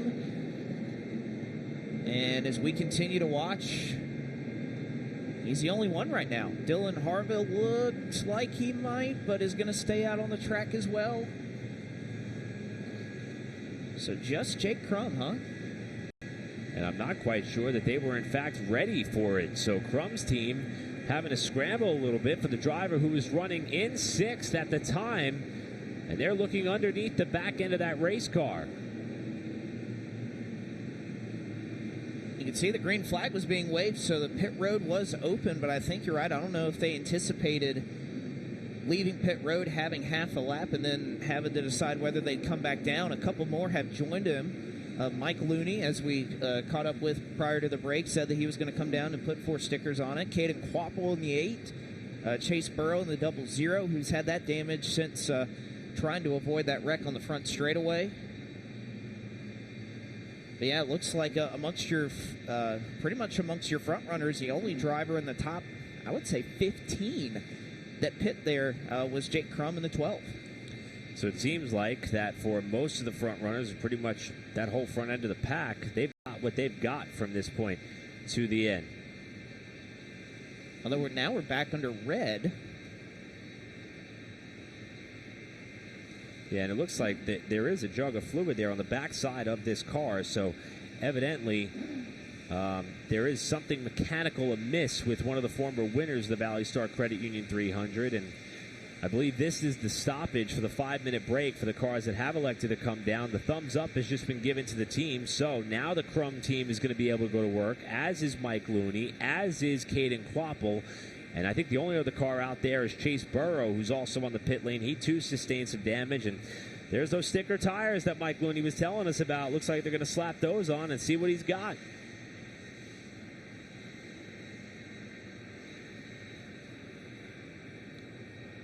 So the bulletin that went out to the officials in terms of what they are allowed to do under this break, it'll either be air pressure, driver comfort, clean windows, and for Looney and company, they evidently sat on these tires up to this point in the race to have them for the end.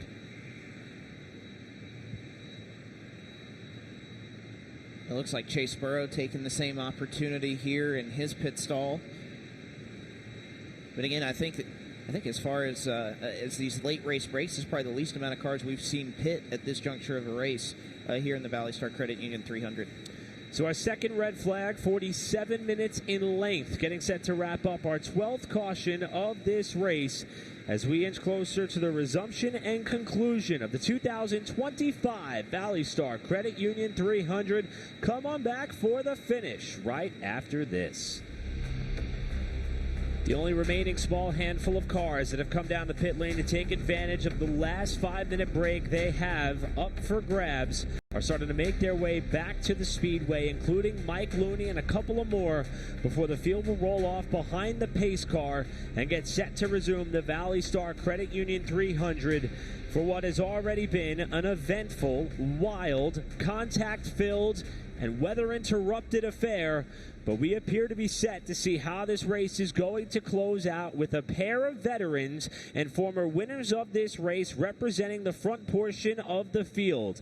Lee Pulliam and Landon Pembleton, two Virginia-based natives and drivers, 3 grandfather clocks split between the two of them. Lee looking for his third and Landon looking for his second, each driving for their own respective family-built and owned organizations, with veteran Jared Fryer set to line up in third, with the choose upcoming, the restart upcoming. After we have sat idle for nearly 2 hours throughout the duration of this race for 2 separate rain delays, I believe it's all about to be well worth the wait, because this race is going to come down to the traditional barn burner that it always does. And I know we continue to talk about and we'll continue to emphasize the importance of this race and with the grandfather clock that is on the line.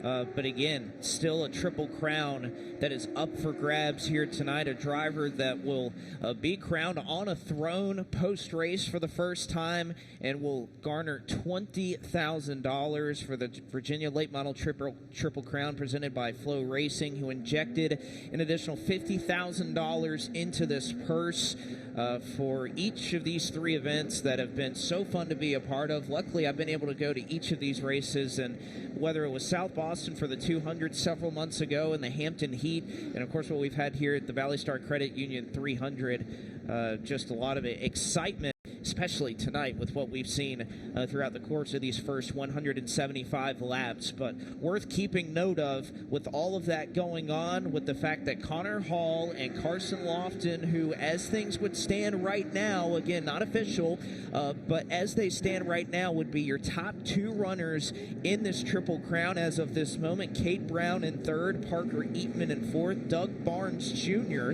haven't mentioned his name a ton tonight, who would be in fifth. We're all looking for their share of some of that $50,000. And here's Hall, who, as things stand, is currently scored in fifth. Again, the choose upcoming could scramble how the front portion of the field, in fact, the whole field looks when they re-rack for the restart. But with Hall running in that spot, he would be in prime position to sew up that Virginia Triple Crown top honors. But still, in this race, 24, will probably restart with about 22 or so laps to go. That's a long ways to the finish when it comes to a model stock race at Martinsville. A lot could happen. So the break is now concluded, and the field is lined back up behind the pace car. And Lee Pulliam, who is the pace setter right now, and as we heard in the rain delay coverage that we were able to bring to you, Landon Pembleton expressed some concern about his car's fire-off ability on the short run. And Blake, you brought up the tremendous point. At minimum, we're going to have a 25-lap run to the finish. Now as we burn a couple of caution laps and come to the choose and want to go this time, it's going to be a 22-lap at maximum run to the finish, with Landon electing the top side on Pulliam. Fryer will be inside of row number 2, and Cody Kelly, who's lined up in 4th at the time of the yellow, he picks 4th for the restart. And we're at this point in the race where, whether it's Jared Fryer or Cody Kelly, Ty Majeski, a couple of times where these drivers have been put in 3-wide situations throughout this race, and they've backed out of it, they've thought better of it. I think we're starting to run into that point of the race, that time is over, that some of those breaks that you've been cutting throughout the course of the night that we've seen up at the front of this field, I think those times are gone. Well, for all of you sticking with us on Flow Racing and the NASCAR channel, I think we're all about to see another spectacular ending to the late model stock classic known as the ValleyStar Credit Union 300 at Martinsville. Lee Pulliam, Landon Pembleton bringing us back to the restart zone. 22 laps to go.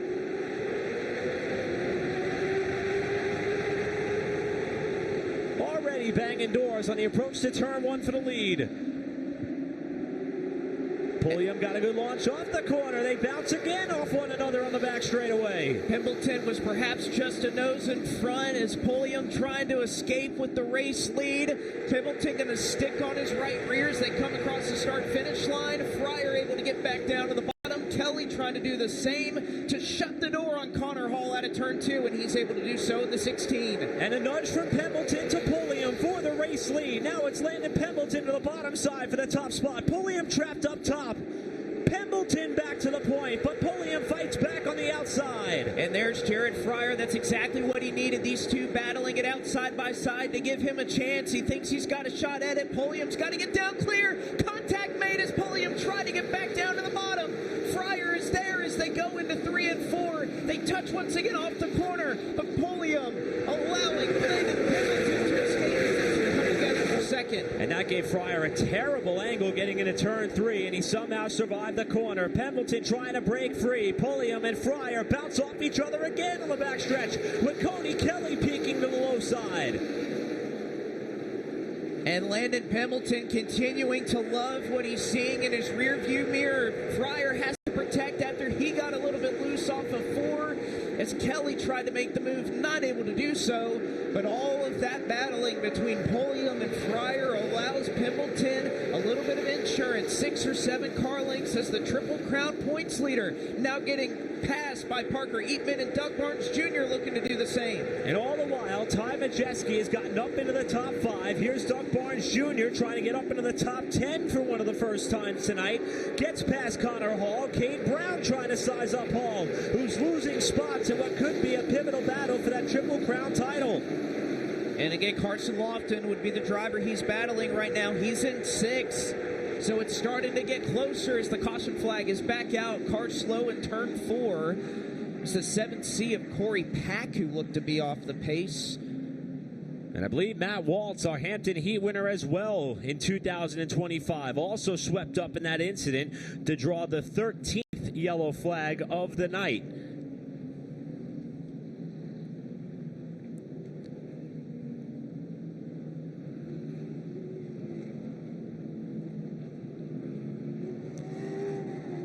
Eight lead changes, 13 caution flags, and Landon Pembleton, the new pace setter, with 15 laps to go. See Corey Pack able to gather it back up. Has a lot of dirt experience running in carts and full fendered cars on the dirts at 311 Motor Speedway. He's been running a lot of limited late model competition at several tracks, including Ace Speedway over the last couple of years.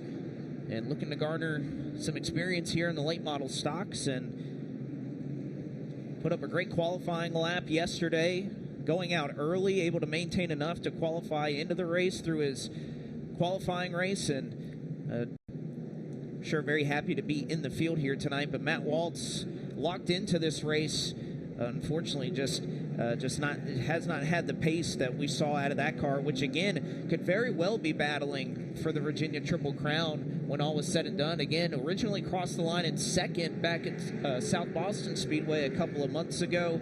The car did not pass post-race inspection there, then went on to win the Hampton Heat. So without that, would be right in the mix to try to contend for this Triple Crown. And with Connor Hall falling outside of the top 10 unofficially as things run right now, he would still sew up the Virginia Triple Crown over Carson Lofton. He's still got a good bit of a buffer there with Hall running in 11th, Carson running in 6th. But still, this restart's going to come with perhaps a little bit more than 10 laps to go.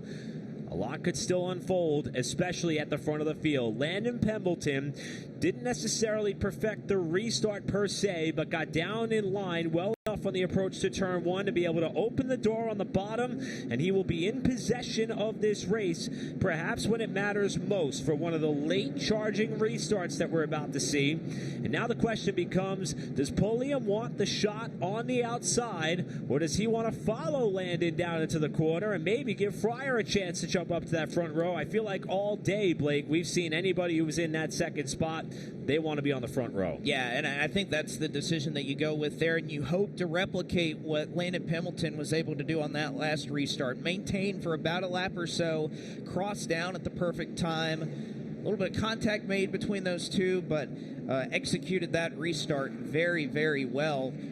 But from what we've seen out of these front three, it's so hard to find separation. I know we talked about Pembleton thought his car was better on the long run, but it appears he has a pretty good short run car too. And just with how important track position has been, how even we've seen these top three, that's why these restarts are so important. And I think Lee needed it with just even the separation he got battling Jared Fryer as long as he did. Was Pembleton going to be able to hang on? I think there's a good chance he would have. So this is what it's going to come down to. We heard from Carson Quapple, who won this race a year ago, earlier this week in a piece he did with us here at NASCAR Regional, and they were talking about the keys to the race. The last key that he said was restarts and being able to execute. It's how he got a grandfather clock a year ago, and that is how this race here tonight is going to be settled, is here in the restart zone. Spotters on the ready on the approach to turn 1, protecting the bottom lane, is going to ramp up to a degree we have not seen it so far all night long. Landon Pembleton in the 0, Lee Pulliam in the 1, Jared Fryer 14, Cody Kelly 16, and Ty Majeski from 39th to 5th, getting set to settle the ValleyStar Credit Union 300, 11 laps to go. Clean restart. Here comes Ty Majeski. Thought about 3 wide there for just a moment, but Lee Pulliam trying to keep pace with Pembleton off of 2. Can he build up the momentum to make a move down here into turn number 3? Took a wide arc in the approach to the corner. Here comes Lee. Up to the back bumper. Pulliam to the inside. He and Pembleton touch. Pulliam back to the point with Fryer trying to follow him through in turn 1. Pulliam back up to the top spot and clear, but now Pembleton, he's going to have the exact same position on Lee Pulliam going down to 3 this time, but he has to deal with Fryer, who gives him a little bit of a nudge into the corner. Pulliam trying to drive away as they come around. 10 laps to go on the ValleyStar Credit Union 300. Mike Looney got bounced around to the back of the pack. He keeps it straight. We stay under green. Pulliam out in front. Now Cody Kelly gets shoved aside there. That was Landon S. Huffman who made contact with the 16. As now Parker Eatman looks down low. Where did Landon S. Huffman come from? Shot out of a cannon. And how about Andrew Grady running up in the top 5 as well? Grady trying to follow Majeski through the Virginia Triple Crown combatants in Hall and Lofton door to door. But Hall has got some breathing room in that battle as we crunch the numbers. It'll be 7 to go when we come back around. Side by side field, the patience is wearing thin. There you see the lead for the Triple Crown, but right now it is well behind where both of these drivers would love to be running on the racetrack just to keep up into the top 10. Right now for Connor Hall, the 88, and Carson Lofton in the 22. First side-by-side battle that's on the racetrack right now is between these two. But coming around this time, Lee Pulliam is 6 laps away from a third ValleyStar Credit Union 300 victory. He's got some breathing room over Landon Pembleton after being able to take the lead back in a similar fashion in which he lost it on the prior restart. Pulliam to the line, 5 to go. Connor Hall trying to sew up the Virginia Triple Crown, right side of your frame. And Pulliam, the fastest car on the racetrack, that last lap out. Pembleton is giving it everything he can right now, sending it as deep into the corner as he possibly can. But Pulliam, smooth and steady, driving away, 4 to go. Hall now working over the backside of Doug Barnes Jr. in what's going to be a battle for ninth spot. Great rebound effort for Doug Barnes. And for Lee Pulliam Performance, they're trying to get 2 cars in the top 10 in the most difficult late model stock race of the year. Barnes protecting the bottom side. I think right now, Pulliam is hoping this race stays green for the final 3 laps. Physical fights all around, but so far he's clear out in front by about a little over a half second. This is all happening about 10 car lengths behind Cody Kelly. As Hall, a big slide off the turn 2, still looking to try to get back that 9th position. Oh, trouble back straightaway. Brandon Pierce is around, and somehow Riley Gentry was able to avoid. Caught that one out of the corner of my eye as Pierce got kicked sideways off a turn 2. Looks like he was heading for a disastrous shot to the inside wall. Got the car to spin back driver's right. And everybody was able to avoid him as he slid back up towards the racing line. And the driver that used to drive for Lee Pulliam Performance gets turned around at a very awkward position. Again, this is the entry to turn 3. So a very curious position for Brandon Pierce, who was looking to end up with a top 15 effort here tonight. Has had quite a triple crown, and I think he's going to... I think there's the culprit right there. The 33 of Dylan Harville is the one he made contact with. That would have been a battle for 14th. You can see those two continuing to express some displeasure with one another. Second time tonight that Pierce has had a little bit of an issue, which has resulted, I don't know if he necessarily had a chance to talk to Donovan Strauss earlier, but he certainly made his points known, and he's making his point known here to Dylan Harville as well, and he will fall to the tail end of the pack, and it will size up what will be our first of what could be unlimited attempts at a green-white checker finish to close out the ValleyStar Credit Union 300. This time around, we will be coming around to complete what would be the advertised distance of this race, with Lee Pulliam and Landon Pembleton still the top 2, and these two have traded the lead on the last 2 restarts, with Jared Fryer lurking and Ty Majeski trying to come from the back row to win his first grandfather clock at Martinsville, running in 4th. Incredible to see what Ty Majeski has been able to pull off in this race. Multiple incidents that he's been involved in throughout the course of the night. He's running up in 4th. How about Andrew Grady? When we talked to him earlier, just prior to that break, he was running back in 10th. Here he is running up in 5th. And Landon Shane Huffman, driver of the number 28 car for Pinnacle Racing Group, started intending to run a full-time Cars Tour slate through the 2025 season. Abandoned those efforts about midway through the year, but what a recovery this has been for Landon S. Huffman, who I think needed a little bit of a run like this to get himself going in these late model stock cars. They've been working hard at the PRG group all year long to try to turn this around, and what an effort to be up here in the top, nearly in the top 5 here to end this one at Martinsville. And as things stand right now, Connor Hall rides in 10th spot, and again, that would be much well enough to wrap up the Virginia Triple Crown in 2025. That puts his average finish at about 4.3. We actually have a tie right now for second amongst Cade Brown and Parker Eatman as things stand, as we had the one to go and choose this time. And Pulliam is going to elect the inside, Landon Pembleton the outside, in what is going to be our first attempt to wrap up this race in overtime. In the last restart amongst these two, it got physical. There was contact made, Pulliam and Pembleton. We've heard plenty of times throughout the week, what would you do to try to win the ValleyStar Credit Union 300? It all comes down to what may be the first of unlimited green-white checkered attempts. Lee Pulliam looking for a third, Pembleton looking for his second, and Jared Fryer and Ty Majeski looking for their first.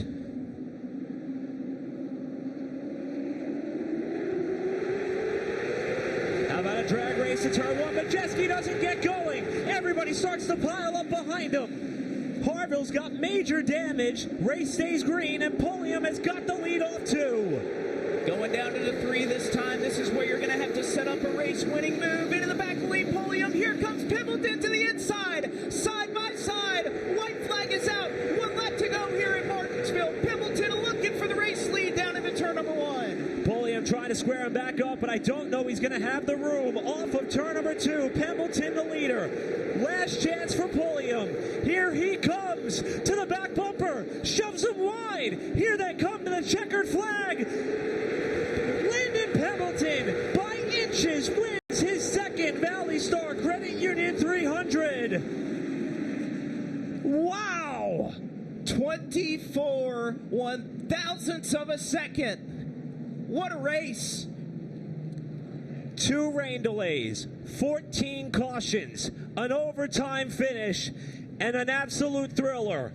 Landon Pembleton in one of the closest margins of victory you will find in this style of racing. Fends off one of the best to ever do it and wins for the second time at Martinsville.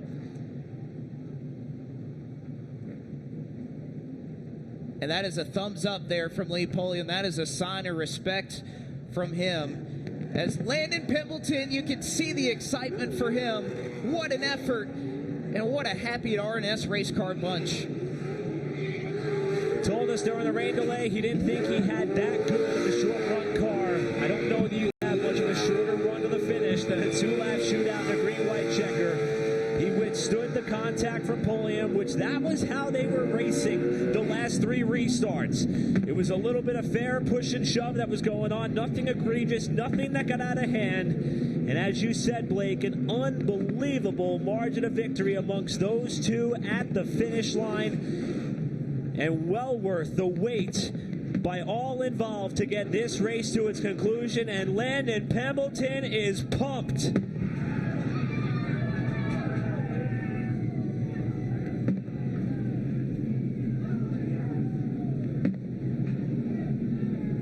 We saw a lot of excitement out of this young man when his family-owned and operated team went to victory lane in this race back in 2021. He started 8th and led 42 laps en route to that victory. And you can tell it means a lot to not only win in that fashion, win here on this night, but also to beat someone that he has a lot of respect and admiration for to the line. And the celebration is already ongoing with Landon and company. See Marcus Richmond arriving on the scene. What a team that was able to put this effort together. And we heard it throughout the week. What would you do to try to win a 300? And Lee Pulliam, he said exactly what he did. A little bit of contact, but you don't want to wreck anybody, and that's exactly how those two raced it out there to the very bitter end. A valiant effort, but coming up just short, as this is the last lap in its entirety. Pulliam led it on the outside with 1 to go.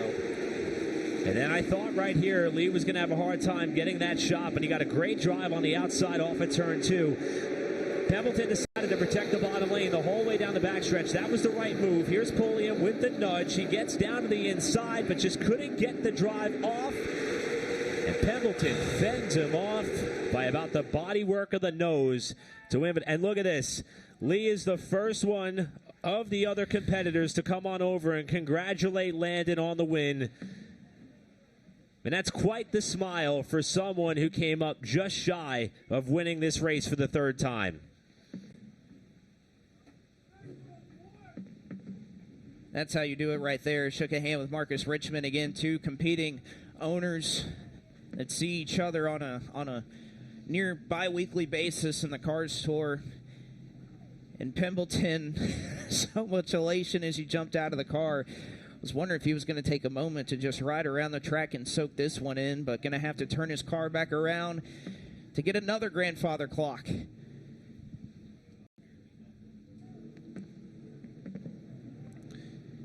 And we get a quick glimpse here at Connor Hall, and judging by our math, by virtue of the 11th place finish here tonight, that would give him an average finish of about 4.6 across the Virginia Triple Crown. And Connor Hall is your 2025 Virginia Triple Crown champion, presented by Flow Racing. Maybe not the result that he was hoping for in terms of this particular race, but Connor Hall is walking out of here with momentum on his side and a Triple Crown title. Jared Fryer comes over to offer congratulations to Landon Pembleton, who's going to climb from the car for the second time a winner at Martinsville, down to victory lane in Jacqueline.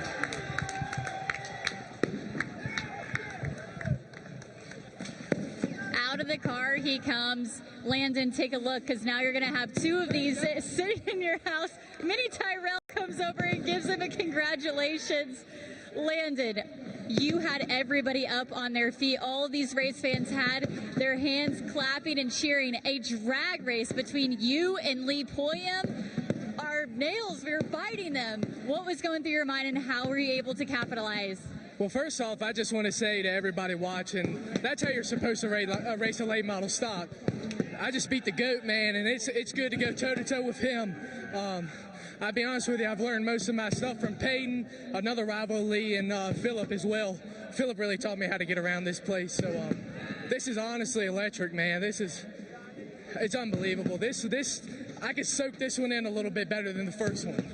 I was just about to ask, how differently is it for you knowing that this is a second win for you? Are you able to realize and truly soak in the fact that you are now a two-time ValleyStar Credit Union champion? That's joining, definitely. If you win two, that's joining a list of elite drivers right there. Phillip, it's a long list of them. Lee, I know Lee wanted that one bad, but I mean, I knew yesterday me and him were probably the best two cars, and it was going to come down to us. So I can't thank everyone, man. RNS Race Cars, Marcus Richmond, he had me dialed in, man, and I'm really looking forward to celebrating this one. Right behind him, you can see the RNS Race Cars team celebrating. Landon Pembleton is going to be your 2025 ValleyStar Credit Union race winner tonight at Martinsville Speedway. Trevor Ward over to congratulate you. Talk about the elite list that he is a part of now. Curtis Markham, Lee Pulliam, Tommy Lemons Jr., Phil Warren, Tony McGuire, Barry Beggerly, Timothy Peters, and of course Philip Morris, the only drivers up to this point who had won multiple ValleyStar Credit Union 300s until tonight. Landon Pembleton joins that list. And we talk about the meaning of this race and what in fact it means to many drivers who are from this region. And you know, Landon is himself a Virginia born and bred race car driver, and you could tell that the historical context of this race goes such a long way. And he's going to be presented a grandfather clock for the second time. We're going to throw it down trackside to Martinsville President Clay Campbell and company as they will present that trophy to Landon Pembleton for the second time in his career.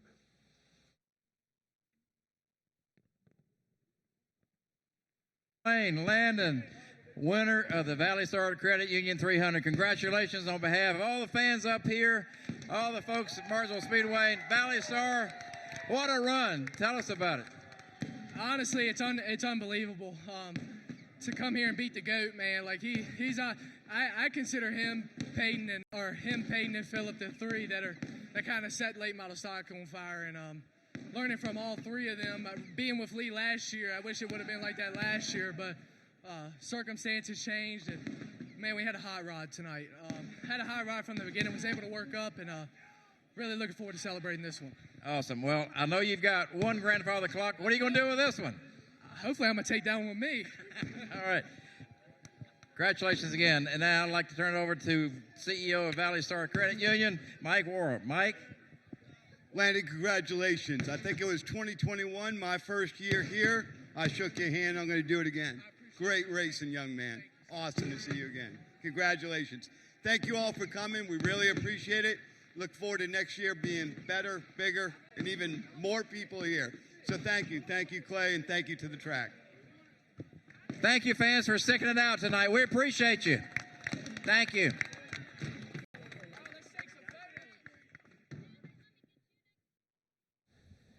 Second time that Landon's been fortunate enough to embrace in a celebration in this magnitude with the fireworks going off in the background. All the supporters who make this race possible, from the presenting sponsor and ValleyStar and the racetrack with Clay Campbell and more. Landon Pembleton is a two-time ValleyStar Credit Union 300 champion. Now the driver on the other side of that thrilling battle, who is vying for his third trophy of such a kind, Lee Pulliam, is with Pike. Lee Pulliam, we saw you go over and chat with Landon Pembleton in Victory Lane. What was said between you two? Just congratulating him. It was a heck of a race. Stings, we had such a good race car, and not to come to the white and we get a caution, it's just sickening. But I'm just so thankful, man. I had such a fun week this week, and I hope I made everybody proud, and I gave everything I had, so I didn't leave nothing on the table.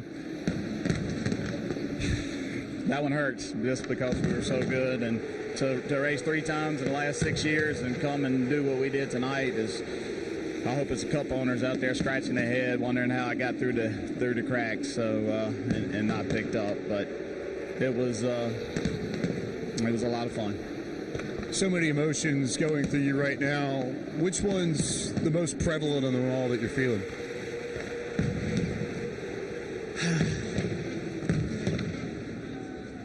I don't know. I just take a while to process it, but I am so thankful because, I love this. This is what I wanted to do for a living. I wanted to drive race cars. I wanted to win cup championships. I wanted to be the best there ever was, and I put my heart and soul in it every time I strap into a race car. And it's special to have to respect all the competitors up and down this pit road. And you might pull for me, you might not, but I think you can all respect what we do. So it was a lot of fun. Racing with Landon, he is a great kid and a great family, and I would have tried to move him the same way, he did me, and I did try to get him back. And like I said in my interview earlier, I'm going to wreck anybody, but I'd knock him up a hill, and that's just trying to win a clock. It's just the part that's tough was leading by 8 car lengths and about to come to the white, and the caution comes out. That was when I knew things were going to get rough, and just didn't quite have enough. But Jared Fryer, guy's phenomenal race car driver. Kelly Boy, all of them. I had a lot of fun tonight, and it's a lot of talented race car drivers coming up. Do you do anything differently looking back at it, or no regrets? I don't know how I could have did anything different. It's just hard racing. If I hit him any harder, he goes around down here, and didn't want to do that. So felt like I gave him everything I could. When I tried to get in the gas off of 4, just from where I had to wait at his car on the nose, my car wouldn't take off. It just kind of spun the tires for just a second. Tried to rub doors with him down the front stretch and just knock some of his momentum off, but just wasn't enough. But that's that feeling that never. The feeling of competing, the feeling of knowing that I'm good enough to win these races still after sitting outside a race car for so long, that's a great feeling. So while I'll be sick, I'll take a lot of this and show my little girl. She's 9 years old. She's up in the stands watching me, and just tell her, anything's possible. You just never give up. And when people say you can't do something, just show them you can. Hard to doubt Lee Pulliam's love for this as we turn our attention to P3 in the ValleyStar Credit Union 300. Jared Fryer. Jared, you've had a fabulous year by all accounts in late model stock car racing. So where does this run sit amongst all that you've accomplished in the 2025 season? It's on up there. Obviously, the racer in me is not satisfied. I want to be on the front straightaway, but it was all in all a good night, good weekend really for me and my team to come here and run solid like that, have a good qualifying effort, and put a good race together with some of the best here in late model stocks, and obviously the GOAT, Lee. So That was fun. Obviously, like to be up there, but still happy with third. Just can't thank everybody behind me, AK Performance, Jimmy Moore for giving me an opportunity, my family, my wife, GSX Raps, John West Race Engines, RNS Race Cars. Everybody that puts a hand on this thing, gets us to the racetrack every week, and just lucky to do this. And want to thank all the fans for sticking around during the couple of rain delays. It's always cool to see that many people in the stands for this big race. So. You look at especially the end of this and where your car was when we hit the checker. Did you just need track position, or was it handling the way you wanted? Where was this piece? I was just off on balance a little bit. We were off on balance that first run, and we made a little change, and it kind of jumped to the other side there, and it just got too tight in the center and really couldn't keep up on the restarts. I didn't think like I needed to fill the gaps and then get away, because it was so hard to pass as we ran laps. I felt like you'd put a good lap together but couldn't make any ground on the car in front of you. It felt like we were the same speed. So the racing wasn't as good as I expected, and the outside was good on restarts, but once we got running single file, it's like we couldn't go anywhere. I felt I couldn't gain on anybody. The only way you could pass is on restarts. So like I said, all in all, a good weekend for us. So I'm super, super happy. Jared Fryer for AK Performance completes the podium in the 2025 ValleyStar Credit Union 300. Thanks, Pike. And as we see, Connor Hall starting to assume his position on the front stretch for his celebratory moment as the Virginia Triple Crown champion in 2025. Blake, I want to take a thought that Lee Pulliam expressed in his very emotional interview, and I have to say, great job by all. He talked about the amount of talent displayed, not only by him, but a lot of people in this group. And I have to say, if you look at our podium, that is 3 tremendous race car drivers that were all in position for victory. And I think all 3 of them deserve their chance in a national spotlight at some point. Here's another driver well on his way to a national spotlight. He's a Virginia Triple Crown champion. Back down to victory lane to celebrate. Connor Hall. Standing by right here with Connor Hall. First off, congratulations on getting your first ever Triple Crown championship. Behind me, we're going to do the first ever crowning, and you're going to be the first driver to ever partake in that here at Martinsville, as well as the new Virginia Triple Crown trophy.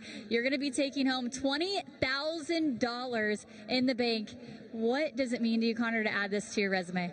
I mean, it's just obviously a really good thing. Just hard to be so happy and celebrate something when I felt like we were right there at the end of the race, and just I don't know if I burnt the right rear off of it or just over adjusted on my part or what. But as far as winning the Triple Crown, it's a really cool honor to put my name in that part of the record book. I think it's the first Triple Crown for Junior Motorsports as an organization. So we're going to take this and go back to the shop, celebrate a little bit about it. But my goal is to come back next year and win a grandfather clock. I hear you. Well, we're going to send you back up to the stage here with Clay, who's going to do the presentation with Connor Hall.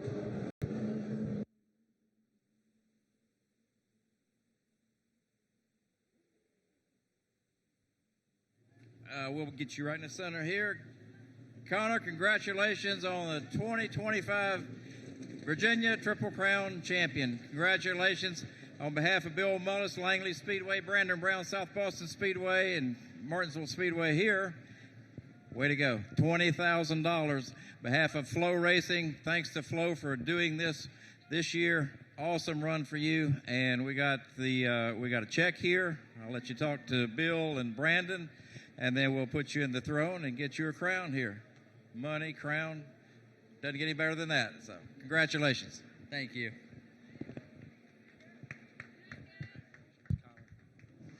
Connor, congratulations on winning the Virginia Triple Crown. I know you've tried this a few times. I know you'd like to win the race, but at least you got the Triple Crown, and that's a big accomplishment. And looking forward to what's going to happen next in your racing future. And congratulations. Yeah, again, Connor, you set the tone with your win in the Thunder Road Harley-Davidson 200 back-to-back, and then you came through with this huge accomplishment. Congratulations to you and all of Junior Motorsports. You all deserved it. Congratulations.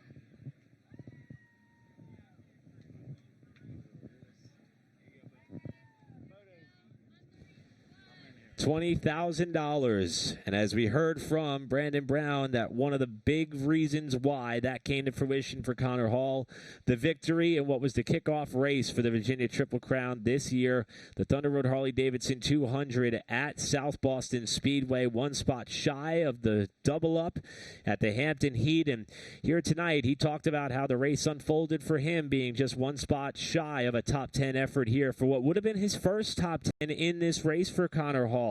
We talk about how challenging this place can be, and it's showcased for him tonight before he shifts his focus to the final two cars late model stock events of 2025.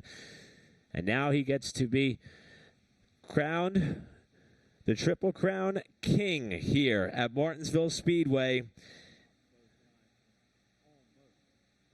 And there it is. I guess now it's official.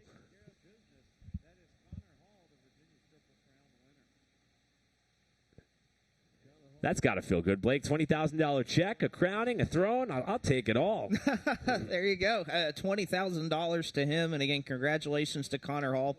And how about a shout-out, again, we talk about the purse money that was made up in this event. Connor Hall takes home $20,000 in the richest Virginia late model Triple Crown that there has ever been. How about second going to Parker Eatman? Eked out a top 5 there late in the going. He ends up coming home in second. His Triple Crown also started off on the right foot at South Boston Speedway with a third-place effort. Carson Lofton in third, $7,500 richer. Doug Barnes Jr. fourth, and Cade Brown top 5 in this Triple Crown.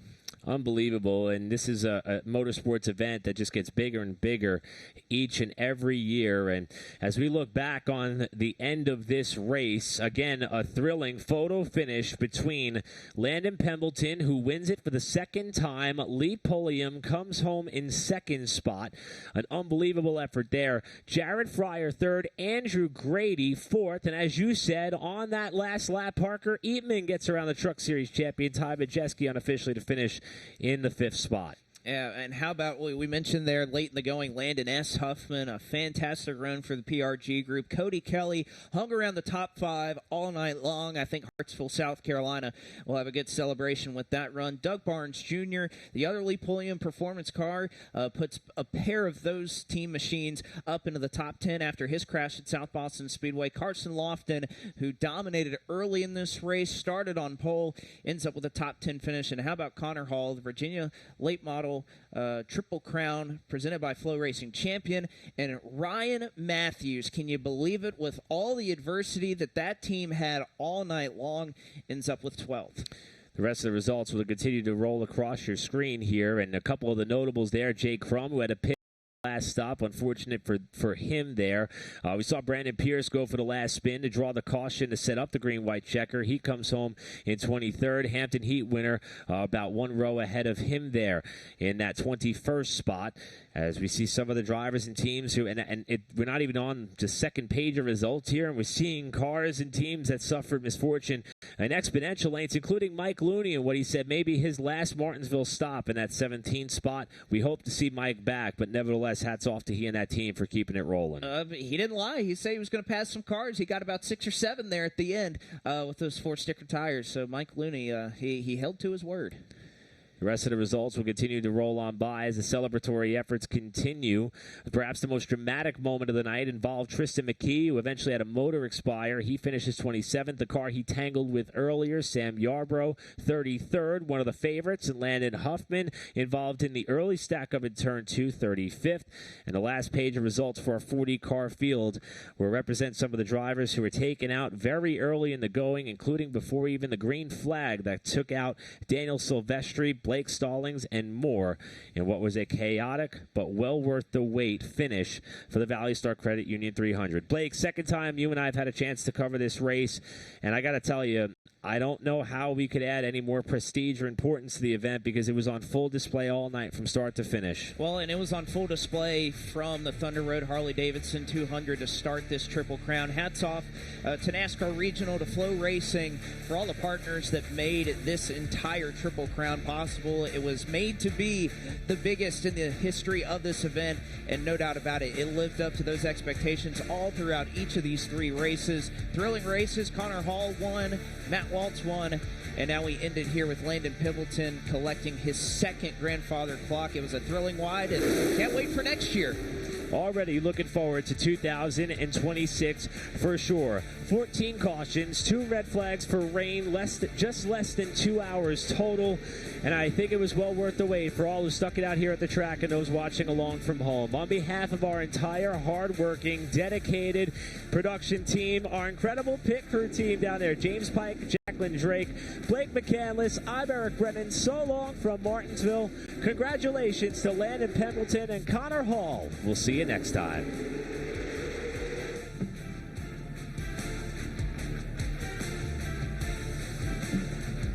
This copyrighted telecast may not be reproduced, retransmitted, or used in any form without the authorized written consent of NASCAR Broadcasting. NASCAR would like to thank all of our fans for your support, and we hope you enjoyed today's broadcast.